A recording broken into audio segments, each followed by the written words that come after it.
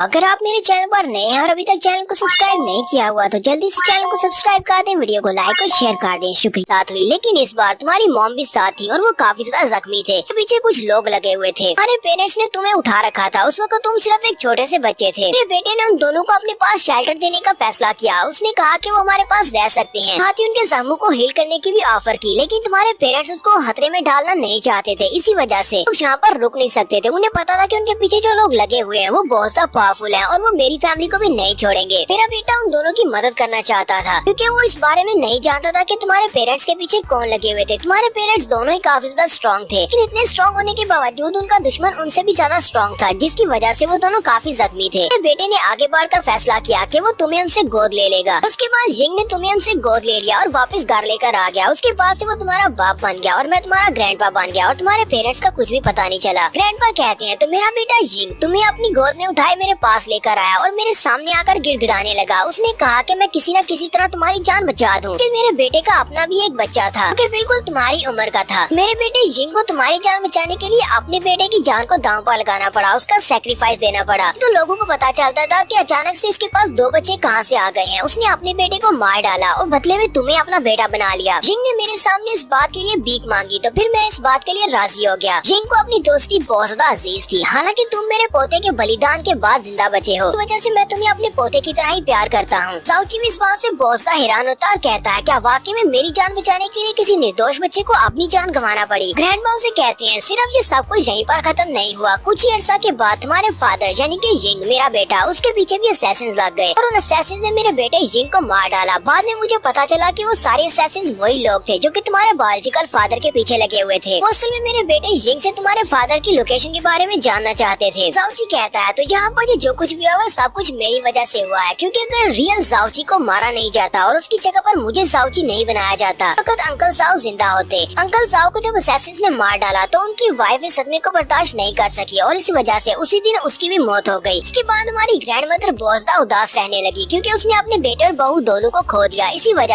उदासी की वजह से वो बहुत ज्यादा बीमार हो गई और वो भी मर गई। सिर्फ इतना ही नहीं, मेरे ग्रैंडपा जो कि इस वक्त अपनी कल्टीवेशन में काफी ज्यादा हाई लेवल पर हैं, ज्यादा मिस्टिक पावर होने की वजह से उन्हें जवान होना चाहिए था, लेकिन मेरी परेशानी की वजह से उनके बाल सफेद हो चुके हैं। ग्रैंडपा ने मुझे छोड़ा नहीं। हालांकि मेरी मैडियंस ब्लैक थी, मैं फैमिली के लिए सिर्फ एक कचरा था और उनका रियल बेटा भी नहीं था, लेकिन ग्रैंडपा ने मुझे अपने पोते की तरह पाला पोसा। मुझे कहता है जाओ फैमिली का मेरे ऊपर एक बहुत बड़ा एहसान है और वो जल्दी से ग्रैंडपा के सामने अपने घुटने टेक देता है और वहीं पर अपना माथा रगड़ते हुए कहता है ग्रैंडपा प्लीज मुझे माफ कर दे, ये सब कुछ मेरी वजह से। हमने साउची की दुख भरी कहानी सुनी थी, ऐसे साउची की जान बची और साउची कैसे जाओ क्लैन का हिस्सा बना। साउची अपने घुटने टेक देता है और ग्रैंडपा से कहता है ग्रैंडपा आपकी फैमिली के साथ जो कुछ भी बुरा हुआ वो सब कुछ मेरी वजह से हुआ है। ग्रैंडपा उसे कहते हैं तुम्हें सब का ब्लेम अपने ऊपर लेने की जरूरत नहीं है, मेरे बेटे ने तुम्हारी जान बचाने के लिए सब कुछ किया था, इसका मतलब यह है कि तुम बहुत ज्यादा इम्पोर्टेंट हो। ग्रैंडपा साउची से कहते हैं मेरा बेटा तुम्हें बचाने में कामयाब रहा, जिस तरह उन्होंने मेरे बेटे को टॉर्चर करके उसकी जान ली। तुम्हारे फादर के बारे में जानना चाहते थे, इसका मतलब तो यही है कि तुम्हारे पेरेंट्स अभी भी वहीं पर कहीं पर जिंदा हैं, बस उन्हें जाकर कहीं पर ढूंढना होगा। साउची इस बात से और भी हैरान होता है और कहता है क्या वाकई में ऐसा हो सकता है कि मेरे बायोलॉजिकल फादर और मदर अभी तक जिंदा हूँ। ग्रैंडपा उसे कहते हैं हाँ ऐसा हो सकता है, बहुत ज्यादा चांसेस है कि तुम्हारे पेरेंट्स अभी तक जिंदा हो। मेरे बेटे ने मरने से पहले मुझे बताया था कि वो असैसिन तुम्हारे पेरेंट्स के पीछे क्यों लगे हुए हैं। फादर साउची को बताते हैं कि वो तुम्हारे पेरेंट्स के पीछे इसलिए लगे हुए थे कि उनके पास एक डिवाइन ट्रेजर था जिसको डिवाइन ट्रेजर ऑफ जॉन्टियान कहते हैं। साउची ये नाम सुन के काफी हैरान होता है। साउची कहता है मैंने 2 जिंदगियां जी है, लेकिन मैंने अपनी दोनों जिंदगियों में कभी भी जॉन्टियान के डिवाइन ट्रेजर के बारे में नहीं सुना। ग्रैंडपा साउची से कहते हैं मुझे भी इस डिवाइन ट्रेजर के बारे में नहीं पता, बस मुझे इतना पता है कि ये एक बहुत ही पावरफुल डिवाइन ट्रेजर है, ये फॉरबिडन है। इसलिए मैं चाहता हूँ कि तुम इस बारे में किसी और को मत बताना, क्योंकि अगर किसी को इस बारे में पता चल गया कि तुम्हें इस बारे में पता है तो तुम्हारी जान भी खतरे में पड़ जाएगी। साउची ग्रैंडपा से कहता है मैं जॉन्टियान के डिवाइन ट्रेजर के बारे में किसी को नहीं बताऊंगा। ग्रैंडपा साउची से कहते हैं अब काफी ज्यादा देर हो चुकी है, मुझे लगता है कि तुम्हें यहाँ से चले जाना चाहिए। अगर फैमिली वालों को इस बारे में पता चल गया कि तुम यहाँ पर हो तो ये तुम्हारे लिए काफी ज्यादा मुश्किल हो जाएगा, तुम यहाँ से निकल नहीं पाओगे। आंटी आगे बढ़ती है और साउची से कहती है साउची तो क्या वाकई में तुम मुझे फिर से छोड़कर जाने वाले हो। उसे कहता है मुझे यहाँ से जाना ही पड़ेगा, लेकिन तुम्हें परेशान होने की जरूरत नहीं है, मैं 3 साल के बाद बहुत ज्यादा स्ट्रॉन्ग होकर यहाँ पर वापस आऊंगा तुम्हें यहाँ से आजाद करवाने के लिए। जब मैं वापस आऊंगा तो मैं इतना ज्यादा स्ट्रॉन्ग हूँगा कि साउथ सेक्टर वाले मेरे सामने अपने घुटने टेक देंगे और मुझसे कहेंगे कि हम लोग तुम्हें छोड़ने को तैयार हैं। इसके बाद वो सभी लोग खुद तुम्हें यहाँ से आजाद करेंगे। आंटी उसे कहती है मुझे ये सब कुछ नहीं चाहिए, मैं यहाँ से भी आजाद नहीं होना चाहती, मैं तो बस चाहती हूँ कि तुम सेफ रहो, तुम जहाँ भी हैप्पी रहो, ठीक रहो। साउची उसकी बात सुनने के बाद आगे बढ़ता है, उसे कहता है मैं अपना ध्यान तो रखूंगा। वो उसके कान में कहता है लेकिन मुझे अपना वादा भी तो पूरा करना है, क्या तुम उस वादे को भूल गई हो? उसकी बात सुनने के बाद काफी ज्यादा हैरान होती है। फिर साथ ही उसे याद आता है साउची ने अपनी शादी की पहली रात के नीचे बैठकर उसे कहा था कि अगर तुम मेरी आंटी नहीं होती तो फिर मैं तुमसे शादी कर लेता। तो आंटी इस बात को सोचने के बाद शर्माना शुरू कर देती है। अब जबकि ये दोनों भतीजा और आंटी नहीं है तो फिर इन दोनों की शादी हो सकती है। तो बस हमें इन दोनों की शादी का इंतजार करना है।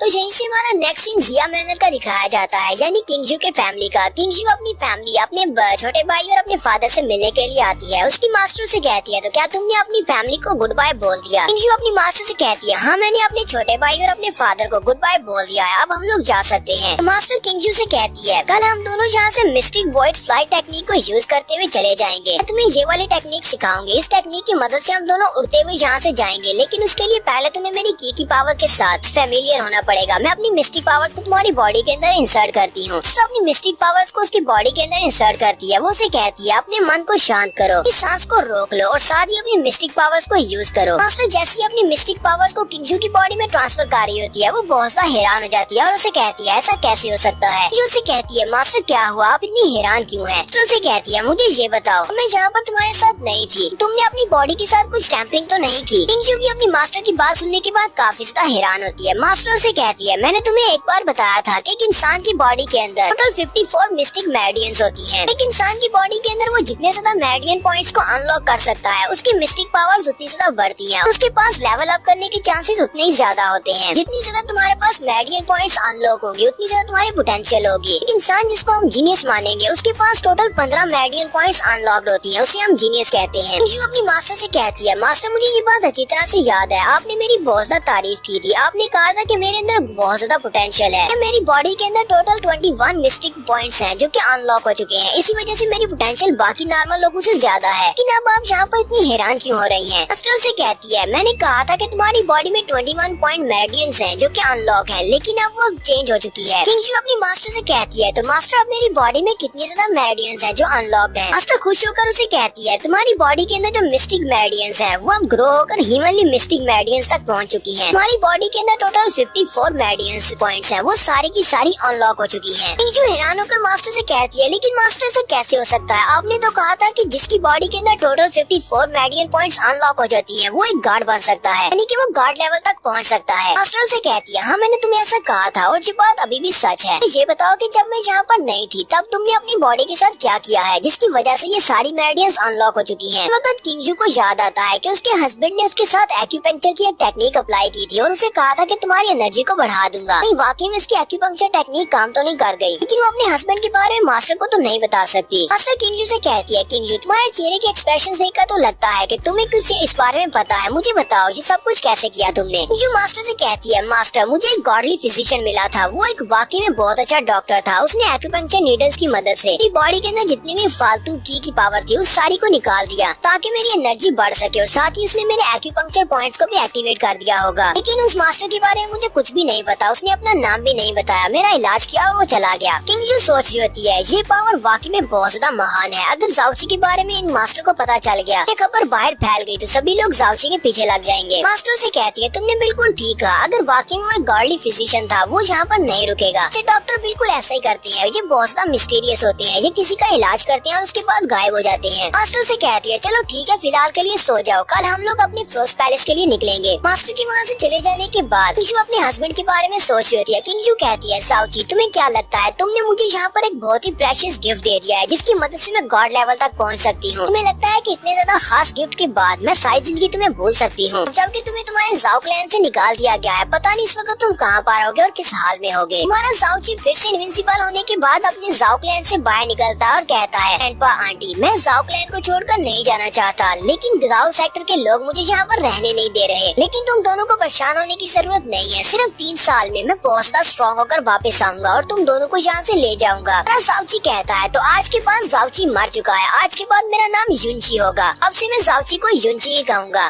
तो यहाँ से हमारा नेक्स्ट सीन सुबह का दिखाया जाता है। सुबह के वक्त एक रिमोट एरिया में एक टैवरन होता है, एक होटल जिसके अंदर हमारा क्वांगजुन बैठा होता है अपने बटलर्स के साथ, वहाँ पर खाना खाने और शराब पीने के लिए बैठा होता है। क्वांगजुन अपने बटलर से कहता है आखिर हमें वापस पहुँचने में कितना ज्यादा टाइम लगेगा, मेरा सेक्टर कितना ज्यादा दूर रह गया है। उसका बटलर उसे कहता है है सर अभी हमें तकरीबन 1000 मील और ज्यादा सफर तय करना है, अभी तो बहुत ज्यादा दिन लगेंगे। क्वांग जुन गुस्से के साथ उनसे कहता है मैं इस होटल में नहीं रुकना चाहता, एक सेकंड के लिए भी नहीं। मुझे नहीं लगता कि कोई परिंदा भी यहाँ पर आकर पॉटी करना चाहेगा, ये एक बहुत ही गंदी जगह है। ऊपर से इन लोगों ने मुझे कितनी ज्यादा घटिया वाइन दे दी है, क्या ये इंसानों के पीने लायक भी है? तो बटलर उसे कहता है सर आपको ये सब कुछ बर्दाश्त करना पड़ेगा, इस पूरे के पूरे एरिया में सिर्फ एक ही होटल है जहाँ पर वाइन मिलती है, इसके अलावा होटल ही नहीं है। यहीं पर होटल के दरवाजे के ऊपर एक बैंडिट आकर किक मारता है, तो ये बैंडिट्स की एक गैंग होती है जो कि अंदर आ जाते हैं। तो अंदर आते ही कहते हैं बहुत ज्यादा प्यास लगी है, जल्दी से जल्दी हमारे लिए अच्छी सी वाइन लेकर आओ। वहाँ पर होटल के अंदर जो लोग बैठे होते हैं वो उन बैंडिट्स को देखकर कहते हैं ये लोग तो सिल्वर ड्रैगन मर्सिनरी ग्रुप से हैं। जबकि दूसरा कहता है ये सभी लोग बहुत ज्यादा बुरे हैं, जहाँ भी जाते हैं बस मुफ्त की चीजें उठा लेते हैं और जिसको चाहे उसको मार देते हैं। तीसरा उसे कहता है जरा आहिस्ता बात करो, अगर उसने सुन लिया तो हमें भी मार डालेगा। तो सभी लोग जाकर अपनी टेबल पर बैठते हैं, तो वहीं पर उसके बॉस का साथी से कहता है बॉस वहाँ पर देखो वो चिकना लड़का बैठा हुआ है, जरा उसके कपड़े तो देखो, लगता है कि वो किसी बड़ी फैमिली से है। तो उनका बॉस कहता है हाँ मुझे उसके कपड़े देखकर तो लगता है कि उसके कपड़े भी काफी ज्यादा महंगे होंगे, चलो जल्दी से जाकर उसको लूटते हैं, उसके कपड़े भी उससे छीन लेते हैं, ये तो काफी महंगे बिकेंगे। जबकि उसका बटलर भी उन सभी की तरफ गुस्से से घूर घूर कर देख रहा होता है। अंजुन को भी पता होता है कि वो बैंडिट्स उसी की तरफ देखकर बात कर रहे होते हैं। वो अपने बटलर से कहता है जाओबा ये सभी कुत्ते बिल्ली यहाँ पर क्यों भौंक रहे हैं, जाओ जाकर इनको उठाकर बाहर फेंक दो, ये लोग यहाँ पर आराम से बैठकर ड्रिंक भी नहीं करने दे रहे। जाओबा उसकी बात सुनने के बाद अपनी गर्दन को चटकाते हुए आगे की तरफ बढ़ता है कि वो उनको उठाकर बाहर फेंक सके। तो यहीं से हमारा नेक्स्ट सीन युनची का दिखाया जाता है। हमारा युनची इसी तरफ चलता हुआ आ रहा होता है। युनची कहता है यहाँ पर तो बहुत ज्यादा गर्मी है और मेरी बॉडी बहुत ज्यादा वीक है क्योंकि मेरे पास मिस्टिक पावर्स नहीं है, पता नहीं मैं कितनी देर तक इस वीक बॉडी के साथ टिक पाऊंगा। उसके पास एक टैबलेट होता है जिसके ऊपर एक नाम लिखा होता है सीकोंग। युनची कहता है ग्रैंडपा ने वहाँ से निकलने से पहले मुझे ये टैबलेट दिया था जिसके ऊपर एक नाम लिखा हुआ है। ग्रैंडपा ने कहा था कि मुझे इस बंदे को ढूंढना होगा, ये मेरे पेरेंट्स के बारे में मुझे गाइड कर सकता है, लेकिन इस बंदे को ढूंढने के लिए पहले मुझे न्यू मून सिटी पहुंचना पड़ेगा। लेकिन अब मुझे ये कैसे पता चलेगा कि न्यू मून सिटी कहाँ पर है? साथ ही वो अपने पास एक नेकलेस भी निकालता और कहता है ग्रैंडपा ने कहा कि जब मेरे फादर मुझे जिसके पास छोड़कर गए थे नेकलेस मेरे गले में था। ग्रैंडपा ने कहा है कि ये नेकलेस को देखकर मेरे पेरेंट्स मुझे पहचान जाएंगे कि मैं उनका बेटा हूँ। युनची कहता है लेकिन यहाँ पर तो बहुत ज्यादा गर्मी है, मेरे पास पीने को कुछ भी नहीं है, अगर मुझे पीने को जल्दी से कुछ नहीं मिला तो मैं तो यहीं पर मर जाऊंगा इस सीकोंग को ढूंढने से पहले ही। यहीं पर चलते चलते उसे सामने वो होटल दिखाई देता है। युनची बहुत ज्यादा खुश हो जाता है और कहता है ये तो एक होटल है, लगता है कि मेरी जान बच गई, और वो बड़ी स्पीड से भागता हुआ उस होटल की तरफ चला जाता है। सीन में होटल के अंदर का दिखाया जाता है। साउबा आगे बढ़ता है और उन सारे बैंडिट्स को बहुत ज्यादा पीटता है और उठाकर बाहर फेंक देता है। जबकि होटल के अंदर जो बाकी कस्टमर्स होते हैं वो बहुत ज्यादा घबरा जाते हैं और कहते हैं इस यंग मास्टर के गार्ड्स तो बहुत ज्यादा पावरफुल है, इन्होंने सिल्वर मर्सिनरी गैंग को उठाकर बाहर फेंक दिया। साउबा वापस आता है क्वांग जुन से कहता है मास्टर मैंने उठाकर बाहर फेंक दिया। जुन उसे कहता है हाँ अब मुझे सुकून मिला, अब यहाँ पर बहुत ज्यादा शांति है, अब कोई भी बात नहीं करेगा। तो दरवाजा फिर से खुलता है और हमारा युनची अंदर आता है और उनसे कहता है जल्दी से मेरे लिए ड्रिंक लेकर आओ, मुझे बहुत ज्यादा प्यास लगी है। लेकिन जैसे ही युनची की नजर सामने की तरफ पड़ती है तो वो उन गार्ड्स और क्वांग जुन को वहाँ पर देखकर बहुत ज्यादा घबरा जाता है। तो उसे वहाँ पर क्वांग जुन और उसके गार्ड्स दिखाई देते हैं। वो वहीं पर एक लंबी सांस लेता और कहता है काफी दिनों के बाद तुम लोगों को देख रहा हूँ, कैसे हो तुम लोग? तब क्वांग जुन उसे कहता हाँ हम लोग काफी दिनों के बाद देख रहे हैं, पूरा एक दिन गुजर चुका है, कल ही तो हमारी मुलाकात हुई थी, हमने तुम्हें वहाँ से धक्के मारकर बाहर निकाला था और तुम्हारी वजह से मेरा सारा प्लान चौपट हो गया। जाओची उसे कहता है अगर ऐसी बात है, तुम्हें देखकर लगता है कि तुम काफी गुस्से में हो, तो तुम लोग यहाँ पर बैठकर एंजॉय करो। हमारा जाओची जल्दी से बड़ी स्पीड से वहाँ से भागना शुरू कर देता है। क्वांग जुन कहता है इस लड़की की वजह से मेरा सारा प्लान फेल हो गया, पहले मैं इसकी वाइफ के साथ मजे करना चाहता था लेकिन वो भी नहीं हो सका, फिर इसकी आंटी के साथ और वो भी नहीं हो सका। वो जाओबा से कहता है जाओबा जल्दी से इसके पीछे जाओ, मैं चाहता हूँ कि इस लड़के को कोई आसान मौत ना मिले। जाओबा अपने मास्टर से कहता है ठीक है मास्टर मैं समझ गया। तो युनची बड़ी स्पीड से भागता हुआ जा रहा होता है। युनची कहता है ये तो मेरी फूटी किस्मत, मेरा सामना इनके साथ कहाँ से हो गया, लगता है कल मैंने इनको कुछ ज्यादा गुस्सा दिला दिया था, ये लोग मुझे नहीं छोड़ेंगे, अगर इन्होंने मुझे पकड़ लिया तो ये मुझे मार डालेंगे, मुझे जल्दी से भागना होगा। ताउची अपने हिमली पॉइजनस बीड की तरफ देखता और कहता है इसके अंदर जितना पॉइजन था वो तो मैंने पहले से यूज कर लिया है, ये सिर्फ एक स्टोरेज रिंग की तरह ही काम कर रहा है, मेरे पास सिर्फ कुछ जड़ी बूटियों के अलावा इसके अंदर और कुछ भी नहीं रखा हुआ। ताउची कहता है लेकिन कम से कम मेरे पास कुछ जड़ी बूटियाँ तो है, मैं अपनी गार्डली फिजिशियंस के मेथड को यूज करते हुए इन जड़ी बूटियों की मदद से कोई पॉइजन वाला पाउडर बना सकता हूँ, जिस पाउडर को मैं जाओबा की आंखों में फेंक कर यहाँ से भाग जाऊंगा। तो वो बहुत ज्यादा पावरफुल है, वो बहुत ही जल्दी मेरे तक पहुँच जाएगा, लेकिन मुझे यहाँ पर टाइम चाहिए। ऐसी जाओची अपने पीछे देखता है तो जाओबा उसके सामने खड़ा होता है। जाओची कहता है मुझे सिर्फ 4 सांस का टाइम चाहिए, लेकिन ये मुझे इतना टाइम कहाँ से देगा? जाओबा युनची से कहता है मुझे मेरे मास्टर ने ऑर्डर्स दिए हैं कि तुम्हें हेल में बेच कर आऊँ। जाओची उसका टाइम वेस्ट करने के लिए उससे बात करने की कोशिश करता है क्योंकि उसे थोड़ा टाइम चाहिए पाउडर बनाने के लिए। वो उसे कहता है ये सिर्फ एक मिसअंडरस्टैंडिंग है, प्लीज मुझे यहाँ पर मत मारो। तो जाओबा जल्दी से जंप करते हुए आगे बढ़ता है और हमारे जाओची से कहता है हालांकि मेरे मास्टर ने कहा था कि मैं यहाँ पर तुम्हें टॉर्चर करके मारूं, लेकिन मैं तुम्हें टॉर्चर नहीं करना चाहता, मैं तुम्हें सिर्फ एक ही स्ट्राइक में मार डालूंगा। जाओची चिल्लाकर उसे कहता है अरे रुको, ऐसा मत करो, मुझे तुम टॉर्चर करो, मुझे टॉर्चर होना बहुत पसंद है, पहले मुझे टॉर्चर करो और उसके बाद मुझे मारना। जाओची के पाउडर को बनने में भी काफी टाइम होता है। जाओबा उसके काफी ज्यादा करीब पहुंच जाता है और उसे कहता है नहीं, मैं यहाँ पर तुम्हें टॉर्चर नहीं करूंगा क्योंकि तुम इस लायक नहीं हो कि मैं तुम्हें टॉर्चर करूँ, इसलिए मैं तुम्हें मारने वाला हूँ। जाओबा की तलवार जैसी हमारे जाओची के करीब पहुंच जाती है उसी वक्त उसके हाथ के अंदर जो हीवनली पॉइजनस बीड होता है उसके अंदर से रोशनी निकलती है और उसी के साथ ही ब्लड दिखाया जाता है। तो हीवनली पॉइजनस बीड के अंदर से वो लड़की बाहर निकलती है। ये वही छोटी लड़की है जो कि पिछली 5वीं एपिसोड में इसके हीवनली पॉइजनस बीड के अंदर चली गई थी। ये लड़की बहुत ज्यादा स्ट्रॉन्ग है। ये लड़की बाहर निकलते ही जाओबा के एक पूरे बाजू को उखाड़ देती है। जाओबा इस बात से काफी ज्यादा हैरान हो जाता है और कहता है ऐसा कैसे हो सकता है, एक छोटी सी लड़की मेरा बाजू कैसे काट सकती है। जाओबा सामने की तरफ देखता है तो मोली के हाथ में उसका कटा हुआ बाजू होता है। तो इस लड़की का नाम मोली है जो कि ये बाद में बताएगी। तो हमारी मोली जाओबा के कटे हुए बाजू को उसके सामने फेंक देती है। जाओची भी डर के मारे पीछे गिर जाता है। जाओची कहता है ये लड़की तो वाकई में बहुत ज्यादा पावरफुल है, मुझे याद है ये वही छोटी लड़की है जो कि मेरे पॉइजनस बीड के अंदर चली गई थी। ये लड़की तो बहुत ज्यादा खतरनाक है। जाओबा काफी ज्यादा घबराया हुआ भी होता है और साथ में काफी ज्यादा एक्साइटेड भी होता है। वो कहता है ऐसा कैसे हो सकता है, मैं एक छोटी सी लड़की के हाथों अपना बाजू कैसे कटवा सकता हूँ। मोली जैसे यहाँ पर ये बात सुनती है कि जाओबा से एक छोटी लड़की कह रहा है वो वहीं पर अपना मुंह खोलती है और एक जबरदस्त चीख मारती है और कहती है तुम मुझे यहाँ पर परेशान कर रहे हो। जैसे वो चीख मारती है तो उसके मुंह के अंदर से जो तरंगे निकलती हैं वो इतनी ज्यादा पावरफुल होती हैं। जाओबा की ऊपर वाली बॉडी के ऊपर कट्स लगना स्टार्ट होते हैं और यहाँ पर जाओबा की पूरी बॉडी छोटे छोटे पीसेस में कट जाती है, यानी कि उसकी बॉडी के छोटे छोटे टुकड़े हो जाते हैं। हमारा युनची जी देखकर बहुत ज्यादा हैरान हो जाता है। वो सामने की तरफ देखता है और कहता है क्या वाकई में ये लड़की इतनी ज्यादा पावरफुल है, इसने जाओबा जैसे पावरफुल एक्सपर्ट के बॉडी के छोटे छोटे टुकड़े कर दिए। लगता है कि मैंने उस दिन वाकई में एक रियल ट्रेजर को उठा लिया है, ये तो वाकई में एक ट्रेजर है। साथ ही जाओची बहुत ज्यादा घबरा जाता है और कहता है तब ये मेरे हीवनली पॉइजनस बीड के अंदर गई थी, तब इसकी बॉडी के ऊपर कपड़े नहीं थे, तो उस वक्त मैंने भी इसके बारे में कुछ गलत सोचा था, अगर इसको ये बात पता हुई तो ये तो मुझे भी मार डालेगी। जाओची वहीं से खिसकने की कोशिश करता है, वो पीछे की तरफ भाग रहा होता है। जाओची कहता है ये लड़की बहुत ज्यादा डेंजरस है, मुझे यहाँ से निकल जाना चाहिए, जब ये दूसरी तरफ देख रही है। लेकिन उसी वक्त मोली अपना सर पकड़कर वहीं पर बैठ जाती है और जोर जोर से चिल्लाना शुरू कर देती है। मोली चिल्लाते हुए वहीं पर नीचे गिर जाती है और कहती है ये गॉड स्लेइंग पॉइजन ये बहुत ज्यादा बुरा है और मेरी बॉडी के अंदर जाने के बाद इसने मेरी पावर्स को कंज्यूम किया है। अब मेरे पास बहुत ही कम पावर्स रह गई हैं। इतनी कम पावर्स के साथ जब भी मैं अपनी मिस्टिक पावर्स को रिलीज करती हूँ तो मेरी बॉडी के अंदर पॉइजन फिर से फैल जाता है। जाओची ये सब कुछ देखने के बाद वापस मुड़ आता है और मोली के पास आकर उसे कहता है छोटी लड़की क्या तुम ठीक हो। मोली भी उठकर खड़ी हो जाती है और जाओची से कहती है मुझे लगा कि तुम यहाँ से भागने वाले हो, क्या तुमने अपना माइंड चेंज कर लिया। जाओची उसे कहता है नहीं मैं तो नहीं भाग रहा था, मैं तो बस पीछे की सीनरी को देख रहा था कि कितनी खूबसूरत सीनरी है। जाओची उसे कहता है तुम्हारी हालत को देखकर तो लगता है कि तुम्हें बहुत ही पावरफुल पॉइजन दिया गया है और तुम्हारी हालत काफी ज्यादा खराब है। मोली चिल्लाकर उसे कहती है मेरी बॉडी के अंदर जो पॉइजन है सबका तुमसे क्या ताल्लुक है, मैंने तो ऐसा सोचा भी नहीं था कि हीवनली पॉइजनस बीड तुम्हारे जैसे कचरा इंसान को अपना मास्टर चुनेगा। इस डिवाइन ट्रेजर की अपनी जो कॉन्शियसनेस है वो वक्त गुजरने के साथ साथ खत्म तो नहीं होगी, जिसकी वजह से उसने तुम्हारे जैसे बेकार इंसान को अपना मास्टर चूज कर लिया। जाओची उसकी बातें सुनने के बाद बहुत ज्यादा हैरान होता है और सोच रहा होता है तो क्या वाकई में ये एक डिवाइन ट्रेजर है, ये हीवनली पॉइजनस बीड ये एक डिवाइन ट्रेजर है तो ये अपना मास्टर चुन सकता है, तो क्या इसने मुझे अपना मास्टर चुना है। अगर ये एक डिवाइन ट्रेजर है तो इस जैसे और भी डिवाइन ट्रेजर्स हो सकते हैं। इसी के जैसा डिवाइन ट्रेजर जानटियान का डिवाइन ट्रेजर भी हो सकता है, जिसकी वजह से मेरे पेरेंट्स के पीछे असैसिन्स लगे हुए हैं। यहीं से नेक्स्ट सीन क्वांगजुन का भी दिखाया जाता है। क्वांगजुन अपनी सारी डिशेस खा लेता है और कहता है कि यहाँ पर जितनी भी डिशेस थी वो सारी खा ली और सारी वाइन को भी पी लिया, लेकिन जाओबा अभी तक वापस क्यों नहीं आया, उसे इतना ज्यादा टाइम क्यों लग रहा है, वो भी सिर्फ एक कचरे को मारने में। लगता है कि वो उसका पीछा करते करते रास्ता भटक गया होगा। वो अपने दूसरे बटलर से कहता है जाओजी मैं चाहता हूँ कि तुम जाओ और जाकर उसे ढूंढ कर लाओ। जाओजी उसे कहता है ठीक है मास्टर मैं उसे ढूंढ कर लाता हूँ। तो यहीं पर नेक्स्ट सीन में मोली डिवाइन ट्रेजर्स के बारे में बता रही होती है। जाओजी को डिवाइन ट्रेजर के बारे में बताती है। वो उसे कहती है तुम्हारे पास जो हीवनली पॉइजनस बीड है ये 7 डिवाइन ट्रेजर्स में से 5वें नंबर पर आता है। टोटल 7 डिवाइन ट्रेजर्स हैं। इसकी स्पेशल एबिलिटी ये है कि इसके अंदर बहुत ज्यादा इन्फिनिट स्पेस है। इसके अलावा इसकी एक और स्पेशल ह्यू भी ये है कि ये किसी के भी किसी तरह के पॉइजन को भी हील कर सकता है। इसके अलावा इसी को यूज करते हुए तुम बहुत सारी जड़ी बूटियों की मदद से बहुत सारी मेडिसिन और बहुत सारी पॉइजनस मेडिसिन बना सकते हो। आज से 3300 साल पहले ये वाला डिवाइन ट्रेजर इस अर्थ के ऊपर अपीयर हुआ था। जब ये ट्रेजर अपीयर हुआ उस वक्त वहाँ पर केओस मच गई। सभी लोग इस ट्रेजर को पाने के लिए आपस में फाइट करना शुरू कर दिया। बहुत सारे लोग इस ट्रेजर को पाने के लिए मारे गए। फाइट के दौरान जब बहुत सारे लोग मारे गए तब से अचानक ये डिवाइन ट्रेजर वहाँ से गायब हो गया और किसी को भी दिखाई नहीं दिया। 3300 साल के बाद मैं आज दोबारा इस डिवाइन ट्रेजर को देख रही हूँ। अभी तुम्हारे जैसे कचरे की इस बॉडी के साथ बाइंड हो चुका है। साउची उसे कहता है, मुझे लगता है कि ये ह्यूमनली पॉइजनस ब्रीड एक फीमेल होगा। मेरे जैसे हैंडसम लड़की को देखकर ये रेजिस्ट नहीं कर पाया और ये मेरी बॉडी के अंदर चला गया। मोली जल्दी से आगे बढ़ती है और साउची को उसके गले से पकड़ लेती है और उसे कहती है, प्रिंसेस के पास इतना वक्त नहीं है कि वो तुम्हारे साथ चिट-चैट कर सके। मैं यहाँ पर तुम्हें दो ऑप्शन देती हूँ। हमारा पहला ऑप्शन ये है कि या तो ह्यूमनली पॉइजनस ब्रीड को मुझे दे दो, या फिर दूसरा ऑप्शन ये है कि मेरे हाथों से मारे जाओ। साउची उसे कहता है, तो तुम्हें लगता है कि तुम मुझे मार सकती हो? अगर तुम मुझे मार सकती होती तो तुमने मुझे कब का मार दिया होता। तुम मुझे मारना नहीं चाहती, क्योंकि अगर तुम मुझे मारोगी तो तुम भी मारी जाओगी। कि अगर तुम मुझे मारना चाहती तो तुम यहाँ पर बाहर निकलकर मेरी हेल्प नहीं करती। मोली उसे कहती है, यहाँ पर तुम कहना क्या चाहते हो? साउची उसे कहता है, सीधी और साफ बात तो ये है कि तुम मुझे यहाँ पर ना तो मार सकती हो ना ही मरने दे सकती हो, क्योंकि अगर मैं मरूंगा तो तुम भी मरोगी। साउची उसे कहता है, मुझे ये बात तो पता है कि तुम्हारी बॉडी के अंदर कोई गॉड स्लेइंग पॉइजन है, जिसकी वजह से उस पॉइजन से निपटने के लिए इस ह्यूमनली पॉइजनस ब्रीड की जरूरत है, और तुम मेरी बॉडी के अंदर चली गई थी ताकि तुम उस पॉइजन को सप्रेस कर सको। क्योंकि ह्यूमनली पॉइजनस ब्रीड ने मुझे अपना मास्टर माना है, इस वजह से तुम्हें मेरा ब्लड पीना पड़ा। जब तुमने मेरा ब्लड पिया तो तुम आसानी से मेरी बॉडी के अंदर आ जा सकती हो। ह्यूमनली पॉइजनस ब्रीड तुम्हें मेरी बॉडी का एक हिस्सा समझता है, इसी वजह से तुम मेरी बॉडी के अंदर बाहर आ जा सकती हो। ह्यूमनली पॉइजनस ब्रीड साथ साथ तुम्हारे पॉइजन को भी क्योर करता है। ये ह्यूमनली पॉइजनस ब्रीड सिर्फ और सिर्फ मुझे अपना मास्टर समझता है, और तुम चाहकर भी इसकी मास्टर नहीं बन सकती। अगर मैं यहाँ पर मरूंगा, ह्यूमनली पॉइजनस ब्रीड मेरी बॉडी के साथ ही खत्म हो जाएगा, इससे तुम भी मरोगी। लेकिन अगर सिर्फ तुम मरती हो तो इससे मेरी बॉडी के ऊपर इसका कोई भी फर्क नहीं पड़ेगा। साउची उसे कहता है, तो अगर मैं अपनी बॉडी के अंदर से ह्यूमनली पॉइजनस ब्रीड को निकाल कर भी तुम्हें दे देता हूँ तब भी तुम मरोगी, कि ये ह्यूमनली पॉइजनस ब्रीड तुम्हें कभी भी अपना मास्टर नहीं मानेगा। मोली उसकी बात सुनने के बाद उसकी गर्दन को छोड़ देती है और कहती है, मैंने ऐसा नहीं सोचा था कि तुम्हारे पास इतनी इंटेलिजेंस है, तुम तो काफी समझदार हो। साउची उसे कहता है, छोटी लड़की, क्योंकि जाओबा को यहाँ पर मार दिया है, क्वांग जुन बहुत ही जल्दी किसी दूसरे बंदे को यहाँ पर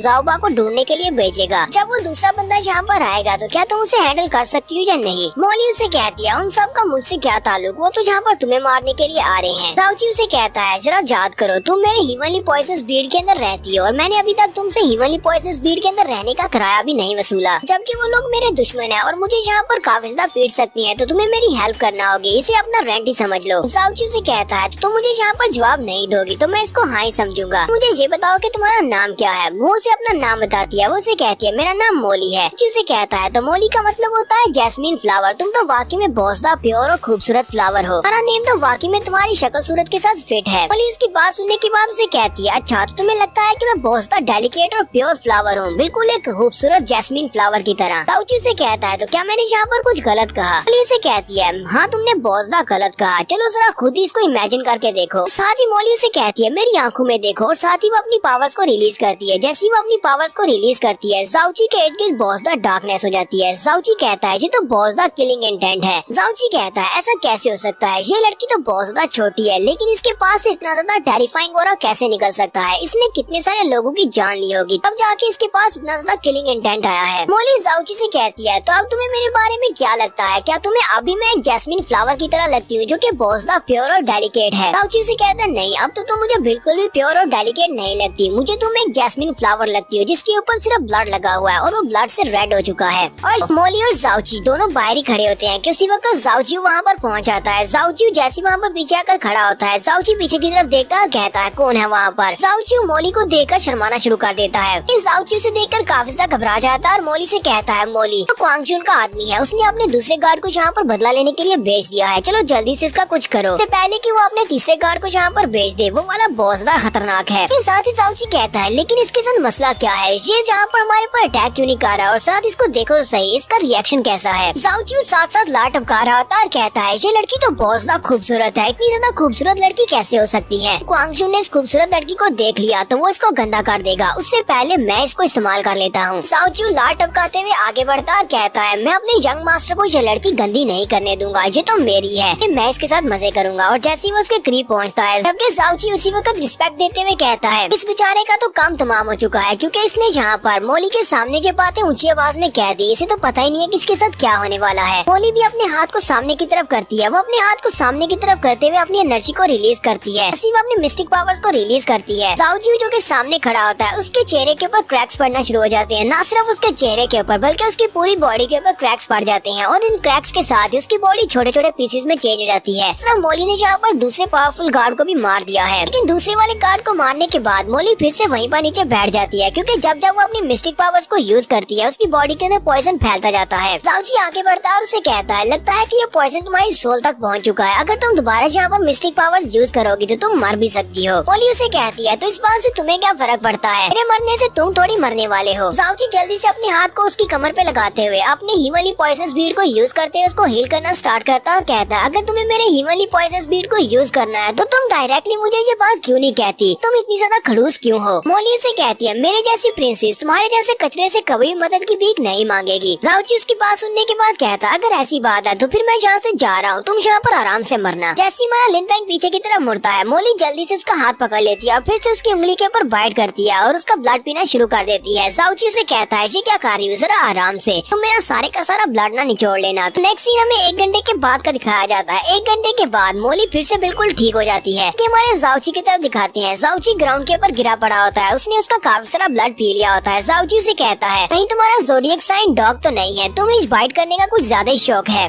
मोली जाओची से कहती है, ये सब कुछ तुम्हारी वजह से हो रहा है, तुम बहुत बड़े कचरे हो, बेकार इंसान हो, तुम्हारे पास मिस्टिक पावर्स ही नहीं है तुम अपने आप को बचा सको, तुम्हें बचाने के लिए मुझे बार बार अपनी हालत खराब करना पड़ रही है। जाओची चिल्लाकर उसे कहता है, अपनी बकवास बंद करो, तुम मुझे कचरा कह रही हो, तुम कहती हो कि मैं बिल्कुल बेकार हूँ, अगर मैं इतना ही बेकार हूँ फिर मैंने 2 बार तुम्हारी जान कैसे बचाई, तो मैं यहाँ पर नहीं होता तो अब तक तुम मर चुकी होती। फिर साथ ही वो दोनों एक दूसरे को घूर कर देखते हैं। उसके बाद जाओची उसे कहता है, अच्छा ठीक है, मैं अपनी पूरी कोशिश करूंगा ताकि मैं अपनी मिस्टिक मेडियंस को दोबारा से रिपेयर कर सकूं, ताकि तुम्हें दोबारा से मेरी जान बचाने के लिए अपनी जान को खतरे में ना डालना पड़े। मोली उसे कहती है, तुम्हारी मेडियंस तुम्हारे बचपन से ही ब्लॉक कर दी गई है या फिर तोड़ दी गई है, तो तुम उनको रिपेयर कर भी लेते हो तो इससे ज्यादा कोई फर्क नहीं पड़ेगा, तभी तुम एक कचरा ही रहोगे, क्योंकि तुम्हारे पास इतनी मिस्टिक पावर्स नहीं है और ना ही वो किसी काम की है। जाओची उसे कहता है, तो फिर तुम्हारा प्लान क्या है, क्या तुम अपनी बाकी की सारी जिंदगी यहाँ पर मुझे प्रोटेक्ट करना चाहती हो, तो क्या तुम मेरी गार्डियन बनोगी। मोली उसे कहती है, नहीं मैं ऐसा भी नहीं करने वाली, तुम्हें तो बहुत ज्यादा खुश होना चाहिए क्योंकि ये प्रिंसेस तुम्हें मेडियंस का एक नया सेट देने वाली है। हमारी बॉडी के अंदर जो टूटी फूटी मेडियंस है मैं उनको चेंज कर दूंगी ऐसी मेडियंस के साथ जिन मेडियंस की मदद से तुम गॉड लेवल तक पहुँच सकते हो। जाओची उसके पास उनके बहुत ज्यादा हैरान होता है। लोली से कहता है, क्या वाकई में ऐसा हो सकता है, क्या मेरे पास ऐसी मिस्टिक मेडियंस आ सकती हैं जिनसे मैं गॉड लेवल तक पहुँच सकता हूँ। मोली से कहती है, मेरे जैसी प्रिंसेस को तुम्हारे जैसे कचरे के साथ मजाक करने का कोई भी शौक नहीं है, मैं तुम्हें सच कह रही हूँ, मैं तुम्हारी मेडियंस को चेंज कर सकती हूँ, मैं तुम्हें नई मेडियंस दे सकती हूँ, लेकिन इसके लिए पहले तुम्हें 3 चीजों का वादा करना होगा, तुम्हें मेरे लिए 3 काम करने पड़ेंगे। जाओची उसकी बात सुनने के बाद सोच रहा होता है, इस लड़की के पास मुझसे झूठ बोलने की कोई भी वजह नहीं है, ये बहुत ज्यादा स्ट्रॉन्ग है, इसके पास अपनी इतनी ज्यादा पावर्स हैं, ऐसी पावर्स मैंने पहले कभी किसी के पास नहीं देखी, और ऊपर से इसे जिस पॉइजन के साथ पॉइजन दिया गया है वो भी बहुत ज्यादा हॉरिफाइंग है, मैंने ऐसा पॉइजन पहले कभी नहीं देखा, अगर इसने मुझे नई मेडियंस देने की बात की है तो ऐसा हो सकता है। जाओची उसे कहता है, ठीक है मैं तुम्हारी तीनों कंडीशंस को पूरा करूंगा, मतलब मुझे जल्दी से बताओ कि तुम्हारी तीनों कंडीशंस कौन सी हैं। मोली उसे कहती है, तो मेरी पहली कंडीशन ये है कि तुम्हें मेरे लिए 3 चीजों को ढूंढना होगा। उसे यहाँ पर 3 चीजों के बारे में बताती है। वो उसे कहती है, तुम्हें सबसे पहले नेदरवर्ल्ड की उडम्बरा फ्लावर को ढूंढना पड़ेगा। दूसरे नंबर पर मुझे 3 कोर्स चाहिए जो कि ऐसे मिस्टिकल बीस्ट की होनी चाहिए जो कि अपनी टायरानिकल लेवल पर होने चाहिए, और इसके अलावा मुझे पर्पल डिवाइन क्रिस्टल चाहिए, वो भी 35 किलो। जाओची उसकी बात सुनते ही बहुत ज्यादा हैरान हो जाता है और चिल्लाकर उसे कहता है, क्या तुमने मुझे पागल समझा है या फिर तुम यहाँ पर मेरे साथ मजाक कर रही हो, तुम चाहती हो कि मैं तुम्हारे लिए 3 कोर्स लेकर आऊँ जो कि मिस्टिकल बीस्ट की होनी चाहिए जो अपनी टायरानिकल स्टेज पर हो। तुम्हें लगता है कि इस दुनिया में कोई ऐसा भी होगा जो कि टायरानिकल मिस्टिक बीस्ट को मारकर उसकी बॉडी के अंदर से कोर्स लाने के लिए राजी हो जाएगा, और ऊपर से तुम चाहती हो कि मैं तुम्हारे लिए 1 नहीं बल्कि 3 ऐसे कोर्स लेकर आऊँ। दूसरे नंबर पर तुम्हें डिवाइन पर्पल क्रिस्टल के 35 किलो चाहिए। क्या तुम्हें अंदाजा भी है तुम क्या मांग रही हो? हमारे पूरे के पूरे कंट्री में 35 किलोज नहीं होंगे, मैं इतना ज्यादा डिवाइन क्रिस्टल कहाँ से लेकर आऊंगा। नेदरवर्ल्ड के उडम्बरा फ्लावर के बारे में कहा जाता है कि वो इस दुनिया की सबसे ज्यादा पावरफुल जिन एंड जिंग इवल थिंग है। तुम चाहती हो कि मैं वो चीज तुम्हारे लिए ढूंढ कर लाऊं। इतनी ज्यादा पावरफुल है कि अगर मैं उसके करीब भी जाऊंगा तो मैं मारा जाऊंगा, क्योंकि वो इतनी ज्यादा पावरफुल है। उसके इर्द गिर्द की जो हवा होती है वो बहुत ज्यादा पॉइजनस होती है, इसलिए वहाँ पर कोई भी नहीं जा सकता। वो हवा भी मेरे जैसे इंसान को मारने के लिए काफी है। प्रिंसेस जाओची से कहती है, ये सारा मेरा मसला नहीं है, ये सारी चीजें तुम्हें मुझे ढूंढ कर देनी पड़ेंगी, ये तो मेरी फर्स्ट कंडीशन है, अभी 2 कंडीशंस बाकी है, तो क्या तुम इस डील को लेने के लिए तैयार हो या नहीं। जाओची से कहता है, हाँ मैं इस डील को लेने को तैयार हूँ, अपनी बाकी की सारी जिंदगी कचरे की तरह नहीं गुजारना चाहता, मुझे नई मेडियंस चाहिए। ठीक है मैं तुम्हारी इस डील को एक्सेप्ट करता हूँ। से कहती है, ठीक है मैं तुम्हें सेकंड कंडीशन के बारे में बताती हूँ। मोली से कहती है, तुम्हें तुम्हारी नई मेडियंस मिलने के बाद 30 साल की उम्र में सॉवरियन लेवल तक पहुँचना पड़ेगा। जाओची से कहता है, तुम चाहती हो कि मैं सॉवरियन मिस्टिक राम तक पहुँचूं, जो कि सबसे ज्यादा हाईएस्ट मिस्टिक राम है। सॉवरियन मिस्टिक लेवल तक पहुँचने के बाद हम लोग गॉड लेवल तक पहुँच सकते हैं। जाओची से कहता है, ठीक है मैं तुम्हारी इस कंडीशन को भी एक्सेप्ट कर लेता हूँ, लेकिन मैं ये जानना चाहता हूँ ऐसा क्यों। तो मोली जाओची से कहती है किसी का लाइफ स्पैन उसकी मिस्टिक कल्टीवेशन के साथ जुड़ा होता है। जितनी ज्यादा तुम्हारी कल्टीवेशन हाई होगी उतना ज्यादा तुम्हारा लाइफ स्पैन हाई होता जाएगा। तुम्हारा लाइफ स्पैन जो होता है वही तुम्हारी लाइफ फोर्स होती है। इस वक्त मैं अपनी बहुत ज्यादा कम लाइफ फोर्स को यूज कर पा रही हूँ क्योंकि ये मेरी आधी लाइफ फोर्स है। मुझे इसके लिए बहुत ज्यादा लाइफ फोर्स की जरूरत है ताकि मैं अपने लिए एक नई बॉडी क्रिएट कर सकूँ। मुझे अपने लिए एक नई बॉडी चाहिए। अब क्योंकि मेरी किस्मत तुम्हारे साथ जुड़ चुकी है, जब तक तुम अपनी कल्टीवेशन को नहीं बढ़ाओगे तब तक मेरी लाइफ फोर्स भी नहीं बढ़ पाएगी। ताऊची उसकी बात सुनने के बाद बहुत ज्यादा हैरान होता है और कहता है हमारी दुनिया में मिस्टिक कल्टीवेशन लेवल्स में सोवरियन लेवल सबसे हाईएस्ट लेवल है जो कोई अचीव कर सकता है, क्योंकि उसके बाद तो गॉड लेवल आता है। ये जहाँ पर सोवरियन लेवल तक पहुँचना चाहती है ताकि ये अपने लिए एक नई बॉडी क्रिएट कर सके। इसका मतलब यह है कि ये सोवरियन लेवल से भी ज्यादा पावरफुल है। ताऊची कहता है लेकिन ऐसा कैसे हो सकता है, ये तो एक छोटी सी बच्ची है, इसकी कल्टीवेशन इतनी ज्यादा हाई कैसे हो सकती है। हो सकता है कि इसने मेरे सामने बात को एक्सप्लेन करने में बात को घुमा फिरा दिया हो, इसलिए मुझे समझ न आ रही हो। मोली जाओची से कहती है क्या तुम सिर्फ इतनी सी टास्क को सुनने के बाद घबरा गए हो? अभी मेरी फाइनल कंडीशन बाकी है। चलो मैं तुम्हें अपनी फाइनल कंडीशन के बारे में बताती हूँ। वो उसे इशारा करती है और कहती है चलो जल्दी से मेरे सामने झुको, मेरे सामने अपना सर झुकाना होगा और तुम्हें मेरा डिसाइपल बनना होगा। तो यही मेरी तीसरी और आखिरी कंडीशन है। अब उसकी बात सुनने के बाद बहुत ज्यादा हैरान हो जाता है। मोली उसे कहती है क्या हुआ? तुम्हारे चेहरे के एक्सप्रेशन देखकर तो लगते हैं जैसे कि तुम मेरी तीसरी कंडीशन को एक्सेप्ट नहीं करना चाहते। ताऊची उसे कहता है क्या मैं तुम्हारी उम्र जान सकता हूँ कि इस वक्त तुम्हारी एज क्या है? मोली उसे कहती है मेरी एज 13 है। जाओची उसे घूर घूर का देख रहा होता है क्योंकि जाओची की उम्र 16 है, वो उससे बड़ा है। तो जाओची किसी छोटी के सामने अपना सर नहीं झुकाने वाला। वो चिल्लाकर उसे कहता है अपनी बकवास बंद करो, तुम मुझसे 3 साल छोटी हो और तुम चाहती हो कि मैं यहाँ पर तुम्हें अपना मास्टर एक्सेप्ट कर लूँ। मोली उसे कहती है तो क्या तुम्हें नहीं पता कि इस दुनिया में सिर्फ स्ट्रेंथ ही रूल करती है? पर से क्या फर्क पड़ता है? तुम्हें पता है कि मैं तुमसे ज्यादा स्ट्रॉन्ग हूँ, तो फिर मैं तुम्हारी मास्टर बन सकती हूँ, इसलिए जल्दी से मेरे सामने अपने घुटने टेको। जाओची उसे कहता है ठीक है मैं तुम्हें अपनी मास्टर मान सकता हूँ, लेकिन मैं तुम्हारे सामने अपना सर नहीं झुकाऊंगा क्योंकि मैं किसी छोटी के सामने अपना सर नहीं झुकाने वाला। मोली से कहती है लेकिन इसकी वजह क्या है? तुम मेरे सामने क्यों अपना सर नहीं झुकाओगे? जाओची चिल्लाकर उसे कहता है मैं सिर्फ 3 लोगों के सामने अपना सर झुकाऊंगा, अपने बड़ों के सामने, उन लोगों के सामने जिन्होंने मेरी जान बचाई हो, और तीसरा सिर्फ अपनी वाइफ के सामने। लेकिन तुम्हारे जैसी छोटी लड़की के सामने मेरी प्राइड मुझे सर नहीं झुकाने देगी क्योंकि मैं तुमसे बड़ा हूँ, इसी वजह से मैं तुम्हारे सामने अपना सर नहीं झुकाऊंगा, मेरी भी कोई इज्जत है। मोली आगे से हंसना शुरू कर देती है और कहती है अच्छा तो तुम्हें जहाँ पर अपनी इज्जत की परवाह है। वो आगे बढ़ती है और उसके कंधे के ऊपर अपना हाथ रखती है और अपनी स्ट्रेंथ के साथ उसे नीचे की तरफ झुका देती है। और जाओची से कहती है तुम्हें किसने कह दिया कि तुम किसी छोटे के सामने सर नहीं झुकाओगे? यहाँ पर स्ट्रेंथ के सामने अपना सर झुका रहे हो। जाओची ग्राउंड के ऊपर अपना घुटना टेक देता है जबकि मोली अपने हाथ के साथ उसको ऊपर से प्रेशर डाल रही होती है। जाओची कहता है ये तो बहुत ज्यादा स्ट्रॉन्ग है, लेकिन मैं भी यहाँ पर नीचे नहीं झुकने वाला। मोली जाओची से कहती है चलो जल्दी से मेरे सामने अपना माथा रगड़ो, उसके बाद मैं तुम्हें ऑफिशियली अपना डिसाइबल बना लूंगी। मेरे सामने सर झुकाने से न सिर्फ मैं यहाँ पर तुम्हें नई मेडियंस का सेट दूंगी, इसके अलावा मैं तुम्हें काफी सारी मिस्टिक कल्टीवेशन टेक्निक्स भी सिखाऊंगी। वो सारी की सारी मिस्टिक कल्टीवेशन टेक्निक्स बहुत ज्यादा पावरफुल होंगी। तुम्हारा जाओची अभी भी उसके सामने अड़ा हुआ होता है। वो उसे कहता है नहीं मैं तुम्हारे सामने कभी भी अपना सर नहीं झुकाऊंगा और न ही अपना माथा रगड़ूंगा। अरे जैसी छोटी लड़की के सामने तो बिल्कुल भी नहीं, चाहे मुझे अपनी सारी की सारी जिंदगी कचरा ही रहना पड़े, मैं अपनी मेडियंस को ठीक नहीं करना चाहता। फिर आगे से फिर से हंसना शुरू कर देती है और कहती है अच्छा तो ऐसी बात है, लगता है तुम ऐसे नहीं मानोगे। वो अपने पाँव को उठाती है और उसके कंधे के ऊपर रखते हुए उसको नीचे की तरफ दबा देती है। वो जाओची को ग्राउंड के ऊपर पटक देती है और जाओची का माथा ग्राउंड के ऊपर नीचे पटकने के बाद उसे कहती है क्या तुम्हें लगता है कि मैं यहाँ पर तुम्हारी इन सारी बातों से इम्प्रेस होने वाली हूँ कि तुम यहाँ पर अपनी प्राइड को सामने रखते हुए 3 साल छोटी लड़की के सामने अपना सर नहीं झुकाओगे? यहाँ पर एक बच्चे की तरह बिहेव करना बंद करो, तुम बहुत ज्यादा वीक हो, इसी वजह से तुम्हें पावरफुल के सामने अपना सर झुकाना ही पड़ेगा। यहाँ पर तुम्हें नीचे झुकाने के दौरान मैंने तुम्हारे ऊपर पाँव मारा, अगर इसी वजह से तुम यहाँ पर मर जाते हो तो ये सब कुछ तुम्हारी वजह से होगा। तुम्हें अपने ऊपर ब्लेम डालना चाहिए क्योंकि तुम बहुत ज्यादा वीक हो। दुनिया में सिर्फ स्ट्रेंथ ही मैटर करती है, जिसके पास स्ट्रेंथ है वो वीक के ऊपर रूल करेगा। ताऊची उसकी बात सुनने के बाद सोच रहा होता है इसने बिल्कुल ठीक कहा, अगर मेरे पास पावर नहीं है तो मुझे सभी के सामने झुकना पड़ेगा, अगर मेरे पास पावर नहीं है तो मैं अपने प्यारों को प्रोटेक्ट नहीं कर सकता, इसलिए मुझे पावर हासिल करने के लिए इस छोटी लड़की के सामने भी अपना सर झुकाना पड़ेगा। मोली जाओची के कंधे के ऊपर अपना पाँव रखकर खड़ी होती है जबकि जाओची उठकर बैठ जाता है और मोली से कहती है तो मुझे बताओ तुम मुझे अपना मास्टर एक्सेप्ट करते हो या नहीं? इसके अलावा अगर तुम्हारा कोई सवाल है तो तुम पूछ सकते हो। जाओची से कहता हाँ मेरा एक सवाल है। जाओची यहाँ पर एक बहुत ही ठरकियों वाला सवाल पूछता है। वो उसे कहता है क्या तुमने नीचे के माले के ऊपर से बालों को काटा हुआ है, शेव किया हुआ है, या फिर तुम्हारे नीचे के माले के ऊपर बाल है ही नहीं? क्योंकि बेचारी मोली ने फटे हुए कपड़े पहने हुए हैं और जाओची उसके नीचे बैठा हुआ है और उसे नीचे से सब कुछ दिखाई दे रहा है।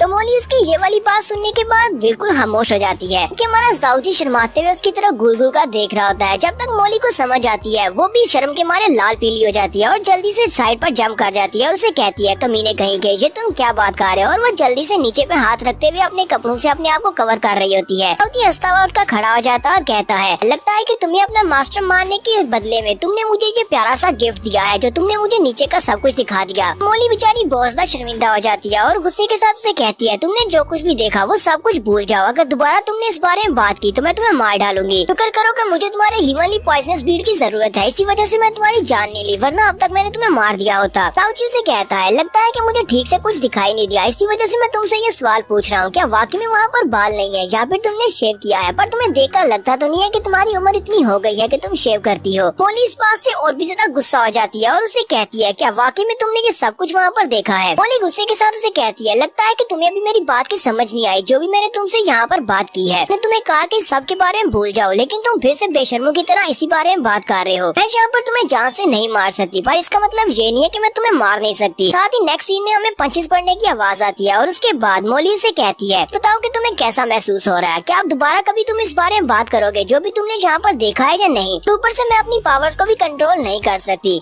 ऐसा ना हो कि दोबारा से तुम इस तरह की बात करो और मैं पीटते हुए अपनी पावर्स को कंट्रोल ना कर पाऊँ, तुम्हें एक ही पंच में मार डालूं। जाऊजी बेचारे की हालत बहुत ज्यादा खराब हो जाती है। जाऊजी उसे कहता है, ये सब कुछ तुमने क्यों किया? तुम्हें इतना बुरी तरह से मारने की क्या जरूरत थी? जाऊजी अपने मुंह पे हाथ रखते हुए कहता है, चलो छोड़ो इन बातों को, मुझे ये बताओ कि तुम मुझे मेरी नई मेरिडियंस कब देने वाली हो? मोली उसे कहती है, चलो ठीक है, अब सब्र रखो, मैं तुम्हें देती हूँ। और वो अपनी उंगली को ऊपर की तरफ उठाती है तो उसकी उंगली के अंदर से एक ब्लड ड्रॉप बाहर की तरफ निकलता है। जाऊजी उसे कहता है, ये तो एक ब्लड ड्रॉप की तरह का दिखाई देता है, इसके जरिए से तुम मुझे नई मेरिडियंस देने वाली हो। नेक्स्ट सीन हमें एक माउंटेन रेंज का दिखाया जाता है जिसका नाम चीलोंग माउंटेन रेंज होता है। ये दोनों उन माउंटेन्स में चले जाते हैं। यहाँ पर जाने के बाद मोली जाऊजी को इस ब्लड ड्रॉप के बारे में बताती है। वो उसे कहती है, कहानियों के मुताबिक ये वाला ब्लड ड्रॉप हजारों लाखों साल पहले का है। ये उस वक्त की बात है जब गार्ड्स हुआ करते थे। यहाँ पर रियल गार्ड्स की बात कर रही हूँ, जब रियल गार्ड्स हुआ करते थे और एक एक करके वो गार्ड्स भी मरते गए। के बाद जब एक आखिरी गार्ड बचा जिसको द इविल गार्ड कहा जाता है, वो इविल गार्ड बहुत ज्यादा पावरफुल था, उसके पास बहुत ज्यादा पावर थी, लेकिन एक दिन उसको भी तो मरना ही था। पता नहीं उसके मरने की वजह क्या थी, लेकिन उसने अपने मरने से पहले बॉडी से अपने एक ब्लड ड्रॉप को बाहर निकाला जिसके अंदर उसकी सारी की सारी पावर्स थी। कहा जाता है कि उस इविल गार्ड का वो ब्लड ड्रॉप अगर कोई भी अपनी बॉडी के साथ उसे इन्फ्यूज कर लेगा तो उसके पास इविल गार्ड की पावर्स आ जाएंगी, वो भी एक गार्ड बन सकता है। ऐसे एक महीना पहले किसी को इस बारे में पता चला कि इविल गार्ड का ये ब्लड ड्रॉप कहाँ पर है। सभी लोग उस ब्लड ड्रॉप को लेने के लिए एक महीना पहले वहाँ पर पहुँच गए। इस लोकेशन के ऊपर मैं भी इस इविल ब्लड ड्रॉप को लेने के लिए वहाँ पर गई। वहाँ पर बहुत सारे लोग थे, वो सभी लोग आपस में फाइट करना स्टार्ट कर दिया और बहुत सारे लोग वहाँ पर मारे गए और बहुत सारों को तो मैंने भी मार दिया। तो आखिर पर नतीजा ये निकला कि उन सभी के हाथों से इस इविल ब्लड ड्रॉप को लेकर मैं निकल आई, यानी कि ये मेरे हाथ में लग गया। जाऊजी उसे कहता है, तो क्या इसी वजह से तुम्हें वो गॉड्स लाइक पॉइजन दिया गया है? तुम इस ब्लड ड्रॉप को लेने के लिए बहुत सारे लोगों के साथ फाइट कर रही थी। जाऊजी उसे कहता है, लेकिन इतनी ज्यादा कीमती चीज तो मुझे क्यों देना चाहती हो? मोली उसे कहती है, मुझे लगता है कि ये इतना भी अच्छा नहीं है जितना कहानियों में इसके बारे में बताया गया है, इस वजह से मैं इसे अपनी बॉडी के ऊपर ट्राई नहीं करना चाहती, इसी वजह से मैं तुम्हें दे रही हूँ। साथ ही वो अपनी उंगली को उसके हार्ट के अंदर स्टैब कर देती है और उस ब्लड ड्रॉप को उसके दिल के अंदर डाल देती है और उसे कहती है, तो हम किसी के ऊपर ट्राई करने के बाद ही पता चलेगा कि इविल गार्ड का ये ब्लड ड्रॉप किसी को पावर देता है या फिर किसी को मार डालता है। जाऊजी की बॉडी के अंदर जैसे ही वो खून का कतरा जाता है उसके हार्ट के अंदर वो उसके ब्लड के साथ मिक्स हो जाता है। जाऊजी वहाँ पर एक जोरदार चीख मारता है। मोली उसे कहती है, ये इविल गार्ड का ब्लड ड्रॉप ये तुम्हारी बॉडी के अंदर जितनी पुरानी मेरिडियंस थी ये उन सभी को कंज्यूम कर जाएगा और उन सभी को कंज्यूम करने के बाद तुम्हारी पुरानी मेरिडियंस की जगह पर नई मेरिडियंस बन जाएंगी जिनके अंदर इविल गार्ड्स की पावर होगी। लेकिन इसका साइड इफेक्ट ये है कि तुम्हारी मेरिडियन के अंदर पहले जितनी भी मिस्टिक पावर्स होंगी तो सारी की सारी पावर्स को कंज्यूम कर जाएगा। इसी वजह से मैंने इसे अपने पर आजमाया नहीं, क्योंकि मेरे पास पहले से बहुत सारी पावर्स हैं और ये उन सारी पावर्स को निकल जाएगा। जाऊजी वहाँ पर जोर जोर से चिल्ला रहा होता है। मोली उसे कहती है, इस ब्लड ड्रॉप के तुम्हारी बॉडी के अंदर जाने की वजह से तुम्हें बहुत ज्यादा दर्द होने वाला है। तुम्हें सारे के सारे दर्द को यहाँ पर बर्दाश्त करना होगा। अगर यहाँ पर तुम जितनी ज्यादा बार चीखोगे उतनी बार इसका असर कम होता जाएगा। इसी वजह से तुम्हें चीखना भी नहीं है और इस दर्द को बर्दाश्त भी करना है। जितना ज्यादा तुम अपने मुंह को बंद रखोगे उतनी ज्यादा तुम्हारी पावर्स बढ़ेंगी। अगर तुम चाहो तो मैं अपनी मिस्टिक पावर्स को यूज करते हुए तुम्हें दर्द से थोड़ी राहत दे सकती हूँ। जाऊजी उसे कहता है, नहीं मुझे तुम्हारी हेल्प की जरूरत नहीं है। मोली उसे कहती है, मुझे तुम्हारी आवाज नहीं आई, क्या तुम थोड़ा ऊंचा बोलोगे? चलो जल्दी करो, अब मेरे सामने घुटने टेकर माफी की भीख मांगो, मैं यहाँ पर तुम्हारी हेल्प करूंगी। साथ ही हमारी मोली सोच रही होती है, इसके साथ बिल्कुल अच्छा हुआ, मैंने ये जानबूझकर इसके साथ किया है ताकि इसे यहाँ पर पता चले इसने मेरे प्राइवेट पार्ट्स को देखकर कितनी बड़ी गलती कर दी है। जाऊजी वहाँ पर उस सारे दर्द को बर्दाश्त करते हुए उसे कहता कहता है नहीं मुझे तुम्हारी हेल्प नहीं चाहिए, मैं यहाँ पर इतना दर्द बर्दाश्त करके स्ट्रॉन्ग बन सकता हूँ तो फिर ठीक है, मैं इतना दर्द बर्दाश्त करने को तैयार हूँ। साथ ही साउची अपने हाथ की तरफ देखता है तो उसके हाथ के अंदर मिस्टिक पावर्स होती है। वो बहुत ज्यादा खुश हो जाता है और कहता है मुझे महसूस हो रहा है जैसे कि मेरी पूरी बॉडी के अंदर नई मिस्टिक पावर्स आ गई हैं। मोली भी इस बात से बहुत ज्यादा हैरान होती है और कहती है ऐसा कैसे हो सकता है, मुझे पता है कि इसे बहुत ज्यादा दर्द हो रहा है लेकिन ये मुस्कुरा कैसे सकता है, ये तो सिर्फ एक मॉर्टल है। मॉर्टल की बॉडी इवल कार्ड की पावर्स को इतनी आसानी से अपनी बॉडी के अंदर कैसे समा सकती है। उस इवल कार्ड के ब्लड ड्रॉप की वजह से साउची को नई मेडियंस तो मिल रही हैं। साउची कहता है मेरे लिए इतना काफी नहीं है। वो अपनी वॉइड को ओपन करता है और उसके अंदर से अपने बॉक्स को निकालता है जिसके अंदर एक्यूपंक्चर नीडल्स पड़ी होती हैं। वो उसके अंदर से एक्यूपंक्चर नीडल्स को उठा लेता है। कहता है मुझे सिर्फ यहाँ पर इवल कार्ड की मिस्टिक पावर्स नहीं चाहिए बल्कि मुझे यहाँ पर कुछ ज्यादा चाहिए। मोली हैरान होकर उसे कहती है तुम इन नीडल्स के साथ क्या करने वाले हो। साउची अपनी नीडल्स को अपनी बॉडी के अंदर दंसाना शुरू कर देता है और कहता है इन इवल कार्ड की मेडियंस मेरी बॉडी के अंदर कल्टीवेशन को एक्टिवेट कर देंगी लेकिन इससे मुझे ज्यादा कल्टीवेशन पॉइंट्स नहीं मिलेंगे। तो मैं इसी दौरान अपनी एक्यूपंक्चर टेक्निक को यूज करते हुए नीडल्स को अपनी बॉडी के अंदर दंसाऊंगा, ज्यादा से ज्यादा मेडियन पॉइंट्स को अनब्लॉक कर सकता हूँ। साउची वहाँ पर सारी नीडल्स को अपनी बॉडी के अंदर दंसा देता है। फिर साथ ही वो नीचे बैठकर एक जबरदस्त चीख मारता है और इसी चीख मारने के साथ ही बॉडी के अंदर जितने मेडियन पॉइंट्स होते हैं वो उन सभी को अनलॉक कर लेता है। मोली कहती है ये बात तो बिल्कुल ठीक है, जितने ज्यादा मेडियन पॉइंट्स को ये क्लियर करेगा उतनी ज्यादा इसकी कल्टीवेशन बढ़ेगी और फ्यूचर इसका लिमिटलेस हो जाएगा। मोली कहती है पहले तो मैंने सोचा था कि मैं इसके मेडियन पॉइंट्स को ब्लॉक करने में इसकी मदद करूंगी लेकिन ये खुद ही काफी ज्यादा समझदार है। तो जितनी ज्यादा स्पीड के साथ ये अपनी मेडियन पॉइंट्स को अनब्लॉक कर रहा है स्पीड तो वाकई में बहुत ज्यादा है। थोड़ी देर के बाद साउची वहाँ पर एक जबरदस्त चीख मारता है और जबरदस्त एनर्जी रिलीज होती है। ये देखकर बहुत ज्यादा हैरान होती है और कहती है इसने अपनी बॉडी के अंदर अपने मेडियन पॉइंट्स से यानी टोटल 54 मेडियन पॉइंट्स होते हैं उन सभी को अनब्लॉक कर लिया है। मोली चिल्लाकर साउची से कहती है तो क्या ये सारी की सारी ह्यूमनली पॉइजनस बीड की पावर्स हैं? तो तुमने मेडियन पॉइंट्स को अनब्लॉक किया है। साउची से कहता है नहीं, ह्यूमनली पॉइजनस बीड ने प्रोसेस को तेज करने में मेरी हेल्प की है जबकि ये तरीका मुझे पहले से आता है क्योंकि मैं एक बहुत ही अच्छा फिजिशियन हूँ। मैंने तुम्हें पहले इस बारे में नहीं बताया कि मैं एक बहुत ही अच्छा डॉक्टर भी हूँ और मुझे एक्यूपंक्चर बहुत ही अच्छे से आता है। साउची अपनी चेस्ट की तरफ देखता है और उसे कहता है मुझे ऐसा महसूस हो रहा है जैसे मेरी बॉडी के अंदर कुछ चेंज हुआ है, कुछ नया है मेरी बॉडी में। साउची को अपनी बॉडी के अंदर 7 मेडियन पॉइंट्स दिखाई देते हैं जो कि बाकी के मेडियन पॉइंट से काफी ज्यादा अलग होते हैं। मोली उसे कहती है ये इवल कार्ड के 7 मेडियन पॉइंट्स हैं। इसे इवल कार्ड 8 के 7 मेडियन पॉइंट्स भी कहा जा सकता है। जबकि तुम्हें इवल कार्ड के ब्लड ड्रॉप से नई मेडियंस का सेट मिला है, इसी वजह से तुम्हें इवल कार्ड की ये नई पावर्स भी इनहेरिट हुई है। अब ये तुम्हारी पावर्स हैं। मोली उसे कहती है अगर तुम आइस टेक्निक को कल्टीवेट करते हो तो तुम्हारी मिस्टिक पावर्स आइसी नेचर में चेंज हो जाती हैं। अगर तुम यहाँ पर फायर को कल्टीवेट करते हो तो तुम्हारी मिस्टिक पावर्स वो फायर नेचर की हो जाती हैं। लेकिन अब क्योंकि तुम्हारे पास इवल कार्ड की मिस्टिक पावर्स हैं, इसी वजह से तुम्हारे पास जो नेचर है वो बर्सर्कर टाइप की नेचर है। साउची से कहता है ये बर्सर्कर टाइप की मेडियन पॉइंट्स वाली मिस्टिक पावर्स कौन सी होती है? मुझे इसके बारे में नहीं पता और मुझे ये बताओ कि ये 7 मेडियन पॉइंट्स क्यों हैं और इनका क्या इस्तेमाल है। मोली उसे कहती है पुरानी कहानियों में लिखा गया है कि इवल कार्ड के पास 7 मेडियन पॉइंट्स थे जो कि बहुत ज्यादा पावरफुल थे। उनमें से सिर्फ 5 के बारे में मुझे पता है, बाकी के 2 के बारे में मुझे नहीं पता। इवल कार्ड 8 के 7 लेवल्स हैं जिनमें से 5 मैं तुम्हें बताने वाली हूँ। सबसे पहले है यामा, फिर पुरगाटरी, फिर डूम्सडे, फिर हार्टबर्न, फिर इवल सोल। 5 के बारे में मुझे पता है जबकि 2 का मुझे नहीं पता। कभी कभी तुम इनमें से किसी भी एक मेडियन पॉइंट को अनब्लॉक करोगे तो तुम्हें बहुत ज्यादा जबरदस्त पावर मिलेगी। अपनी इन मेडियन पॉइंट्स को अनब्लॉक करने के लिए तुम्हें काफी सारी मिस्टिक पावर और साथ में तुम्हें अपनी ब्रेन पावर की जरूरत पड़ेगी। तुम्हें बस इसके बारे में सोचना है, तुम इसको अनलॉक कर सकते हो। साउची कहता है अगर ये इतना ज्यादा सिंपल है तो फिर मैं ट्राई करके देखता हूँ। मोली उसे कहती है जितनी कल्टीवेशन लेवल तुम्हारे पास है और जितनी मिस्टिक पावर्स तुम्हारे पास है, अगर तुम इनमें से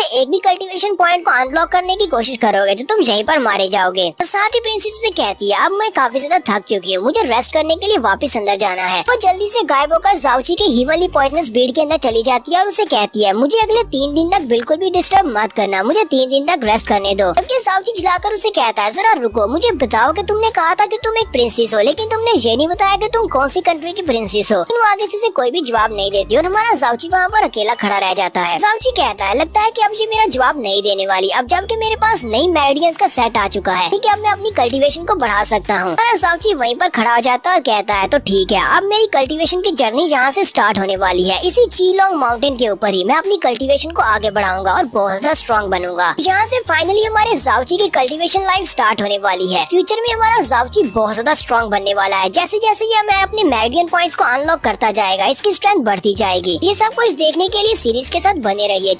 अपने 7 दिन के बाद का सीन दिखाया जाता है। प्रिंसेस यानी कि मोली पॉइजनस बीड के अंदर रेस्ट कर रही होती है। जब वो अपनी आंखें खोलती है तो वो कहती है मैं तो ह्यूमनली पॉइजनस बीड के अंदर हूँ। लगता है कि मैंने कुछ ज्यादा ही दिन तक रेस्ट कर ली और वो ह्यूमनली पॉइजनस बीड से बाहर निकलती है। मोली बाहर निकलने के बाद कहती है लगता है कि मैंने कुछ ज्यादा ही लंबी नींद ले ली, मैं पूरे 7 दिन तक सोती रही। पता नहीं अब वो बेवकूफ यहाँ पर क्या कर रहा होगा। मोली बाहर निकलने के बाद सामने की तरफ देखती है, सामने एक झरना होता है। ज़ाओची उस झरने के पानी के नीचे ट्रेन कर रहा होता है। झरने का पानी उसकी बॉडी के ऊपर गिरता है। वो यहाँ पर नीचे बैठकर ट्रेन कर रहा है, लेकिन जैसी पानी इसके ऊपर गिरता है उस पानी के प्रेशर के साथ उस पानी के अंदर डूब जाता है और डूबने के बाद वहाँ से बाहर निकलता है। मोली चिल्लाकर उसे कहती है बेवकूफ कहीं के, क्या तुम मरना चाहते हो? तुम्हारी कल्टीवेशन इस वक्त एलिमेंट्री राम के फर्स्ट लेवल पर है। तुम्हें लगता है कि चश्मे के ऊपर से गिरने वाला पानी उसका प्रेशर इतना कम है कि वो तुम्हें मार नहीं सकता, तुम्हारे पास बहुत ही कम फोर्स है। मोली उसे कहती है अच्छा ठीक है, मैं तुम्हें उठाकर पानी के बाहर ले जाती हूँ। चीज कहते हैं नहीं, मुझे तुम्हारी हेल्प की जरूरत नहीं है, मैं ये सब कुछ खुद ही कर सकता हूँ। और वो चलता हुआ पानी से बाहर आ जाता है। बाहर आने के बाद मोली उसे कहती है तो अब ये मत कहना कि पिछले 7 दिन से तुम इसी डेंजरस टेक्निक को अप्लाई करके अपनी कल्टीवेशन को बढ़ाने की कोशिश कर रहे हो। क्या तुम्हें लगता है कि इस तरह तुम्हारी फिजिकल स्ट्रेंथ बढ़ जाएगी? ज़ाओची की हालत काफी ज्यादा खराब होती है। वो उसे कहता हाँ बिल्कुल ऐसा ही है, पिछले 7 दिन से मैं यहीं पर इस झरने के नीचे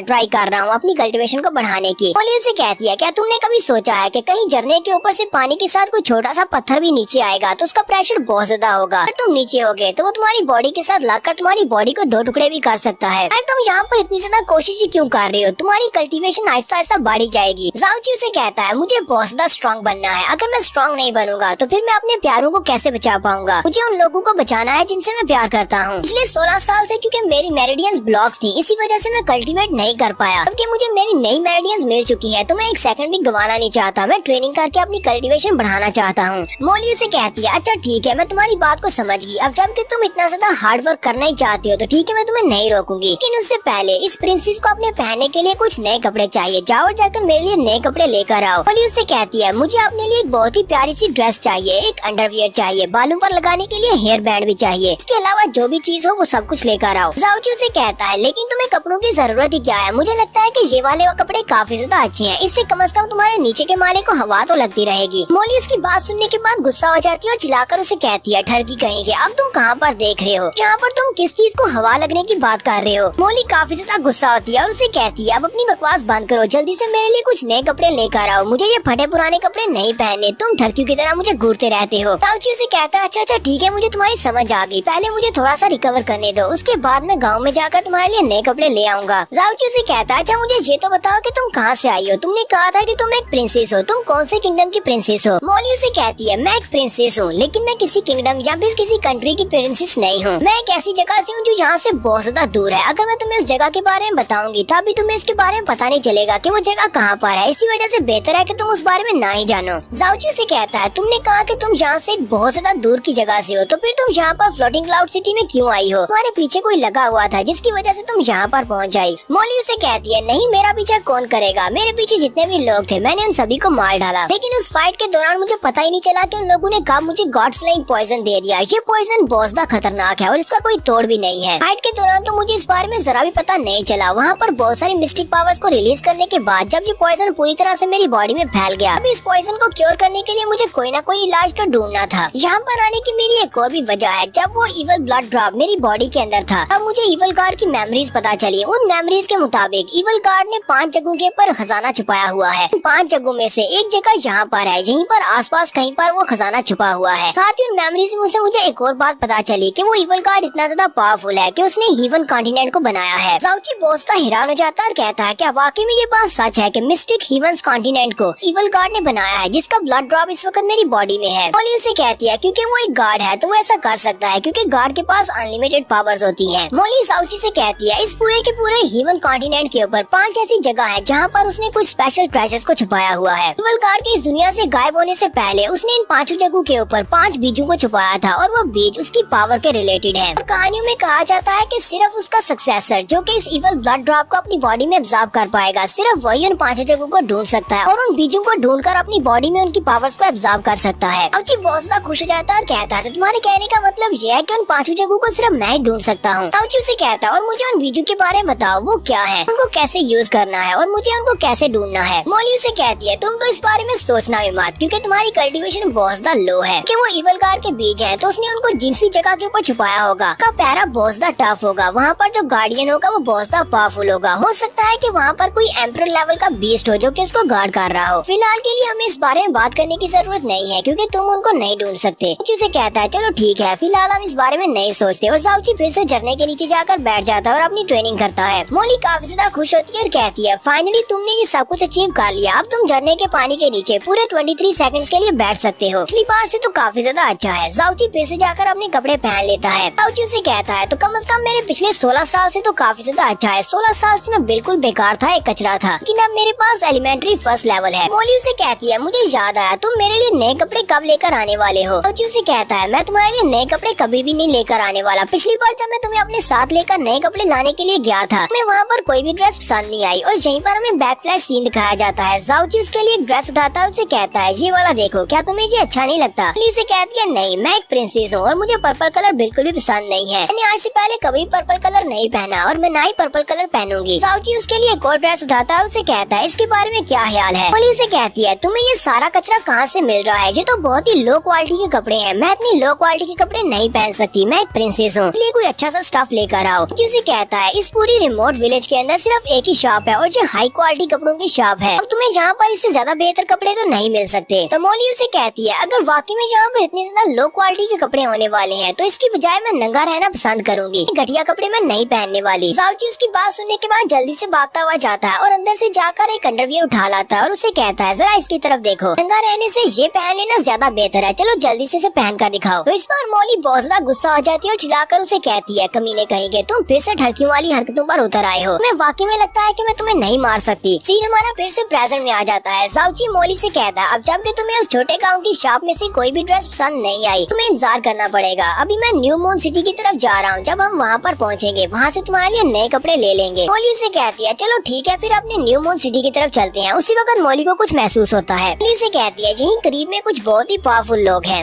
जाओची से कहता है कहाँ पर है, मुझे तो कुछ भी सेंस नहीं हो रहा। मोली से कहती है जरा आसमान की तरफ देखो, वहाँ पर 4 लोग हैं जो कि काफी ज्यादा पावरफुल हैं। वो लोग मिस्टिक वॉइड फ्लाई टेक्निक को यूज कर रहे हैं। मोली जाओची को बताती है कि वहाँ पर टोटल 5 लोग हैं, उनमें से 4 लोग जो कि आगे हैं, चारों अपने हीवनली मिस्टिक लेवल पर हैं। उनमें जो 5वां है वो बहुत ज्यादा पावरफुल है, वो अपनी हीवनली मिस्टिक राम के पीक पर है, यानी कि वो बहुत ही जल्दी एम्परर लेवल पर प्रमोट होने वाला है। तो वो सभी लोग सामने की तरफ जा रहे होते हैं तो जाओची उनकी तरफ भागना शुरू कर देता है। मोली उसे कहती है जरा रुको, तुम कहाँ पर जा रहे हो, तुम उनका पीछा क्यों कर रहे हो? नहीं तुम उन सभी के सामने जाकर रिक्वेस्ट तो नहीं करने वाले कि वो तुम्हें अपना डिसाइपल बना ले? जाओची उसे कहता है नहीं ऐसी बात नहीं है, अब मेरे पास पहले से एक मास्टर है तो फिर मुझे एक और मास्टर क्यों चाहिए होगा? मुझे बात अजीब नहीं लगती कि ये सारे के सारे पावरफुल मास्टर उस तरफ क्यों जा रहे हैं? मुझे लगता है कि वहाँ पर एक बहुत ही पावरफुल मिस्टिक डेमोनिक बीस्ट होगा। सारे वहाँ पर जाने के बाद उस मिस्टिक बीस्ट को मारकर आपस में फाइट करते हैं। उस मिस्टिक बीस्ट को लेने के लिए सभी लोग मारे जाते हैं तो मुझे वहाँ से काफी कुछ मिल सकता है। मोली से कहती है मुझे तुम्हारा ये आइडिया बिल्कुल भी ठीक नहीं लग रहा, बाकी में वहाँ पर कोई पावरफुल मिस्टिक बीस्ट हुआ तुम वहाँ पर जाकर ज्यादा कुछ नहीं कर पाओगे, वो मिस्टिक बीस्ट तुम्हें सबसे पहले मार डालेगा। जाओची उसे कहता है अच्छा छोड़ो ना, वैसे हम लोग वहाँ पर दूर रहकर सब कुछ देखेंगे। अगर वाकई में वो लोग उस मिस्टिक बीस्ट को मारने में कामयाब होते हैं तो वो सारे के सारे मिस्टिक बीस्ट को उठाकर अपने साथ तो नहीं ले जाएंगे, वहाँ पर कुछ न कुछ तो बचेगा। मोली उसे कहती है चलो ठीक है, फिर मैं भी तुम्हारे साथ ही चलती हूँ और देखती हूँ कि वहाँ से क्या मिलने वाला है। जाओची सीधा जाकर उस पीक के पास खड़ा हो जाता है। उस पीक के ऊपर लिखा होता है स्कारलेट ड्रैगन प्रोहिबिटेड रीजन। साथ ही वहाँ पर एक पत्थर के ऊपर नोट भी लिखा होता है कि जिसके पास भी बेसिक मिस्टिक राम के 5th लेवल से कम की पावर्स हैं, वो इस तरफ आने का सोचे भी मत। हमारा जाओची तो इस वक्त अपने एलिमेंट्री राम के 1st लेवल पर है, यानी कि ये बेसिक से बहुत ज्यादा लो है। तो इन माउंटेन्स के अंदर एक ड्रैगन रहता है तो जाओची चलता हुआ सीधा आगे बढ़ जाता है, जबकि वो 5 मास्टर्स भी पर उस ड्रैगन के डैन के सामने जाकर रुकते हैं। तो लोग कहते हैं यही करीब पर कहीं पर उस ड्रैगन का घोंसला होगा, हमें यहीं पर आसपास देखना पड़ेगा। तो उनके साथ जो हाई लेवल का मास्टर होता है वो बाकी सबसे कहता है क्या तुम लोग वाकई में इस बारे में श्योर हो कि यहाँ पर जो ड्रैगन है उसकी स्ट्रेंथ इवनली मिस्टिक लेवल पर है? उसका जूनियर उसे कहता है मास्टर हाँ बिल्कुल ऐसी ही बात है, लोगों ने इस बात को वेरीफाई किया है, उस ड्रैगन की पावर इवनली परफॉर्म लेवल पर है। तो उनका एल्डर उनसे कहता है अगर हम इस ड्रैगन को मारकर इसकी बॉडी के अंदर से इसके मिस्टिक कोर को निकाल पाए तो हमें इसका फायर एट्रीब्यूट मिल जाएगा। कोर की मदद से हम लोग अपने यंग मास्टर की बर्निंग हीवन आर्ट्स को पहले से ज्यादा बढ़ा सकते हैं, वो ब्रेक थ्रू कर जाएगा और उसकी पावर डबल हो जाएगी। हमारा जाओची भी वहीं पर एक पत्थर के पीछे जाकर छुप जाता है और कहता है ये सभी लोग यहाँ पर बर्निंग हीवन आर्ट्स की बात कर रहे हैं, इसका मतलब ये है कि ये एक बड़े सेक्टर बर्निंग हीवन सेक्टर से यहाँ पर आए हैं। तो यहीं पर हम लोग अपनी एपिसोड 18 का एंड करेंगे। तो नेक्स्ट एपिसोड में देखेंगे कि जहाँ पर ड्रैगन की कोर किसको मिलने वाली जाता है। तो उनमें से एक उसे नोटिस कर लेता है, वो अपने ग्रेट एल्डर से कहता है ग्रेट एल्डर मुझे अभी भी महसूस हुआ है कि एक लड़का हमारा पीछा कर रहा है, वो वो वहाँ पर पत्थर के पीछे छुपा हुआ है, लेकिन वो बहुत ज्यादा कमजोर है। वो तो सिर्फ अपनी एलिमेंट्री मिस्टिक राम पर है। लगता है कोई छोटा सा कीड़ा हमारा पीछा कर रहा है ताकि उसे यहाँ से कुछ न कुछ फायदा हो जाए, क्योंकि अगर हम लोग यहाँ पर किसी मिस्टिक बीस्ट को मार देते हैं, उसकी बची कुछ हड्डियां भी उसे मिल जाए तो उसका काफी ज्यादा फायदा हो जाएगा। लेकिन अगर उस लड़के को मरने की बहुत ज्यादा जल्दी है तो आप मुझे ऑर्डर दे, मैं अभी उसकी ख्वाहिश पूरी कर देता हूँ। टाइटर उसे कहते हैं, तुम्हें तो कहा कि वो भी सिर्फ अपनी एलिमेंट्री राम पर है, तो हमें किसी ऐसे कमजोर लड़के पर अपनी एनर्जी वेस्ट नहीं करनी चाहिए। अगर हम किसी कमजोर लड़के को मारेंगे तो इससे हमारा नाम खराब होगा, क्योंकि हम लोग काफी हाई लेवल पर हैं। तो जाओची भी उनकी बातें सुन लेता और कहता है, इन लोगों ने तो मुझे बहुत ही जल्दी ढूंढ भी लिया। मुझे लग रहा था कि मैं छुपकर इनसे कुछ न कुछ फायदा हासिल कर सकता हूँ। जाओची कहता है, मैं यहाँ से वापस इसलिए नहीं जाना चाहता था क्योंकि मुझे यहाँ से काफी सारा फायदा हो सकता था, लेकिन मैं यहाँ पर रुकना भी नहीं चाहता, क्योंकि अगर मैं यहाँ पर रुकूंगा तो ये पांचवा एल्डर मुझे ही मार डालेंगे। जाओची जैसे वहाँ से वापस मुड़ने लगता है, उसी वक्त उसे एक जोरदार झटका लगता है। वो अपने हार्ट के ऊपर हाथ रख लेता है और साथ ही उसके जो वही वाली मिस्टिक बीड होता है वो भी चमक रहा होता है। जाओची कहता है, ये तो बहुत ही अजीब सी फीलिंग है। मुझे ऐसा महसूस हो रहा है जैसे कोई चीज मुझे अपनी तरफ खींच रही है, कोई चीज मुझे बुला रही है। साथ ही जाओची अपने हाथ की तरफ देखता है तो उसके हाथ के ऊपर जो हिमालय पॉइजनस बीड होता है वो चमक रहा होता है। जाओची कहता है, अब इसके साथ क्या मसला है, क्योंकि ये इसे डिवाइन ट्रेशेस की तरफ इशारा कर सकता है, तो उसका हाथ से सामने की तरफ इशारा करता है। जाओची कहता है, लगता है कि वो स्पेशल चीज वहाँ पर सामने है, ऊपर से मुझे ये बुलावा आ रहा है, कोई चीज मुझे वहाँ पर बुला रही है। जाओची कहता है, तो मुझे वहाँ पर जाकर देखना ही पड़ेगा कि वहाँ पर क्या है। अपने हिमालय मिस्टिक बीड के अंदर से स्टार हर्ब को बाहर निकालता है, जिसकी मदद से वो इनविंसिबल हो सकता है। लास्ट टाइम इसने 2 जड़ी बूटियां रखी थी, एक को खा लिया था जब ये अपने जाओलोंग को मारने के लिए गया था, और दूसरी वाली अभी इसके पास थी। जाओची कहता है, ये जड़ी बूटी बहुत ज्यादा कीमती है, लेकिन क्या किया जा सकता है, मुझे इसे खाना ही पड़ेगा। अगर मैं उस ड्रैगन या फिर इन 5 मास्टर्स की नजर से बचे बिना वहाँ पर जाकर उस ट्रेशर को देखना चाहता हूँ, तो मुझे इसको खाना पड़ेगा। जाओची जल्दी से अपनी उस स्टार हर्ब को खा जाता है। यहीं से हमारा नेक्स्ट सीन ड्रैगन की गुफा का दिखाया जाता है। एक बड़ी सी पहाड़ी के अंदर एक गुफा होती है, वो 5 मास्टर उस गुफा के सामने जाकर खड़े हो जाते हैं। लोग कहते हैं, लगता है कि हम लोग इस जगह पर पहुंच आए हैं, उस ड्रैगन की यही गुफा होगी, वो ड्रैगन यहीं पर अंदर ही होगा। उनमें से एक एल्डर कहता है, हमारी इन्फॉर्मेशन बिल्कुल ठीक थी, इस बड़ी सी गुफा के अंदर मुझे महसूस हो रहा है एक बड़ा सा मिस्टिक बीस्ट है जो कि फायर टाइप का है, उसके पास फायर टाइप के एट्रीब्यूट है। वो सभी लोग उस गुफा के अंदर नहीं जाना चाहते क्योंकि वहाँ पर कुछ ट्रैप्स हो सकती हैं। तो उनमें से एक एल्डर कहता है, चलो ठीक है, फिर हम लोग उस ड्रैगन को ही बाहर बुला लेते हैं। वो अपनी बड़ी सी तलवार को निकालते हैं और अपनी तलवार को घुमाते हुए अपने फायर एट्रीब्यूट को यूज करते हैं और फायर का एक बड़ा सा ड्रैगन बनाते हैं और उसके साथ ही गुफा के बाहर एक अटैक करते हैं। गुफा के बाहर एक बहुत जबरदस्त धमाका होता है। ऐसे वहाँ पर गुफा के बाहर एक धमाका होता है, उसी वक्त गुफा के अंदर ड्रैगन की आंखें चमकती हैं और वो एक जबरदस्त रोर लगाता है। वो सभी लोग बहुत ज्यादा हैरान होते हैं। जाओची भी अपने कानों पे हाथ रख लेता है और कहता है, ये तो वाकई में बहुत ही पावरफुल ड्रैगन की रोर है। हालांकि मैं उस ड्रैगन की गुफा से बहुत ज्यादा दूर हूँ, लेकिन फिर भी मुझे यहाँ पर उसका किलिंग इंटेंट महसूस हो रहा है। ग्रेट एल्डर चिल्लाकर बाकी के साथियों से कहते हैं, चलो जल्दी से तैयार हो जाओ, वो बड़ा ड्रैगन बाहर आ रहा है। ड्रैगन वहाँ पर अपनी गुफा के अंदर से अपने मुंह से फायर छोड़ता है और उन सभी के ऊपर अटैक करता है। तो वो सभी लोग जल्दी से साइड पर हट जाते हैं। तो ड्रैगन अपनी गुफा से बाहर निकल आया है। एक फायर टाइप का ड्रैगन है और इसके मुंह से फायर निकलती है। ड्रैगन बात भी कर सकता है। वो उनसे कहता है, तुम कमीने इंसान हो, तुम्हारी हिम्मत कैसे हुई इस किंग की नींद को खराब करने की। ग्रेट एल्डर उस ड्रैगन को देखकर बहुत ज्यादा खुश होते हैं और कहते हैं, ये खबर तो वाकई में बिल्कुल सही निकली। हमने सोचा नहीं था कि यहाँ पर हमारा सामना एक रियल ड्रैगन के साथ होगा। ये तो एक रियल ड्रैगन बीस्ट है। ग्रेट एल्डर ड्रैगन से कहती है, तो मैं तुम्हारी बहुत ज्यादा रिस्पेक्ट करता हूँ क्योंकि तुम एक रियल ड्रैगन हो। तुम्हें एक मौका देता हूँ, अपने आप अपनी बॉडी से अपना ड्रैगन कोर निकाल कर मुझे दे दो। अगर तुम ऐसा करते हो तो तुम्हारे मरने के बाद मैं तुम्हारी बॉडी को डिस्ट्रॉय नहीं करूंगा। जबकि वो ड्रैगन उसे कहता है, तुम सभी इंसान बहुत ज्यादा लालची हो, तुम्हें मेरा ड्रैगन कोर चाहिए। तुम्हारी लालच के चलते तुम लोग यहाँ तक पहुँच आए, तो तुम्हें अपनी लालच की सजा जरूर मिलेगी। और साथ ही वो अपनी पावर्स को रिलीज करता है। ड्रैगन अपनी पूरी बॉडी को फायर से कवर कर लेता है और उनसे कहता है, लालची इंसानों, मैं तुम सभी को यहीं पर जलाकर खाक कर दूंगा। यहाँ पर 5 एल्डर होते हैं, वो 5 अलग अलग साइड से उसके ऊपर अटैक करते हैं, जबकि ड्रैगन अपने मुंह से फायर बॉल्स छोड़ रहा होता है। ग्रेट एल्डर और बाकी के सभी लोग उसकी फायर बॉल्स को ब्लॉक करते हैं और कहते हैं, ड्रैगन की फायर तो काफी ज्यादा पावरफुल है। तो ये सारे के सारे फायर बर्निंग सेक्टर से हैं, इसी वजह से इनके पास भी फायर की टेक्निक्स हैं। ग्रेट एल्डर जल्दी से अपनी तलवार निकालते हैं और अपनी फायर स्वर्ड मेथड को यूज करते हुए बहुत सारी स्लैशेस लगाते हैं उस ड्रैगन के ऊपर, जबकि ड्रैगन अपने पंख को सामने करते हुए उसके अटैक्स को ब्लॉक करता है। ग्रेट एल्डर अपने बाकी के साथियों से कहते हैं, सभी लोग इसी मूव को यूज करो, अपनी फायर स्वर्ड मेथड को यूज करते हुए चारों तरफ से इसके ऊपर अटैक करो। वो चारों उसे कहते हैं, ठीक है ग्रेट एल्डर। वो सभी लोग ड्रैगन के चारों तरफ फैल जाते हैं। अपनी फायर टेक्निक को यूज करते हुए उसके ऊपर बार बार अपनी फायर टेक्निक के साथ अटैक करते हैं। वो ड्रैगन के ऊपर बहुत सारे फायर अटैक्स करते हैं। लिन फेंग भी चलता हुआ उसकी गुफा के करीब जा रहा होता है। लिन फेंग कहता है, वो लोग काफी दूर फाइट कर रहे हैं, लेकिन फिर भी उनकी बैटल के अंदर से जो हीट निकल रही है वो तो बहुत ज्यादा है। जाओची कहता है, पर जितना मुझे दिखाई देता है ये ड्रैगन उन 5 एल्डर्स के हाथों से हारने वाला है, क्योंकि ये ड्रैगन उनके सामने नहीं टिक पाएगा। मोली बाहर निकलती है और उसे कहती है, है, तुम बेवकूफ हो, ऐसा नहीं होने वाला। तुम्हें इस ड्रैगन को अंडर एस्टिमेट करने की जरूरत नहीं है। ये ड्रैगन बहुत ज्यादा पावरफुल है। ड्रैगन की इंटेलिजेंस इंसानों के बराबर होती है और बाज दफा तो इनकी इंटेलिजेंस इंसानों से भी ज्यादा बढ़ जाती है। तो इस वक्त जिस ड्रैगन को तुम देख रहे हो जो कि इन एल्डर से फाइट कर रहा है, ये ड्रैगन यहाँ पर एक्टिंग कर रहा है। ये इतना कमजोर है नहीं जितना ये अपने आप को शो करवा रहा है। इसने अपनी पावर्स को छुपाया हुआ है। बर्निंग ह्यूमन सेक्टर के एल्डर्स भी काफी ज्यादा स्ट्रॉन्ग है, लेकिन वो इसका मुकाबला नहीं कर सकते क्योंकि ये ड्रैगन एक रियल ड्रैगन है। न सिर्फ ये एक रियल ड्रैगन है बल्कि इसका कल्टीवेशन लेवल भी एम्परर लेवल पर है। जाओची से कहता है तो तुम्हारे कहने का मतलब यह है कि ये ड्रैगन अपनी कल्टीवेशन में एम्परर लेवल पर है। इसका मतलब यह है कि ये पांचों एल्डर्स मिलकर भी इसको नहीं हरा पाएंगे। ड्रैगन तो यहीं पर हम लोग अपनी एपिसोड एंड करेंगे। एपिसोड की एक्सप्लेनेशन अच्छी लगी हो तो कमेंट करके जरूर बताइएगा। चैनल को सब्सक्राइब कर दे, वीडियो को लाइक और शेयर कर दे। शुक्रिया।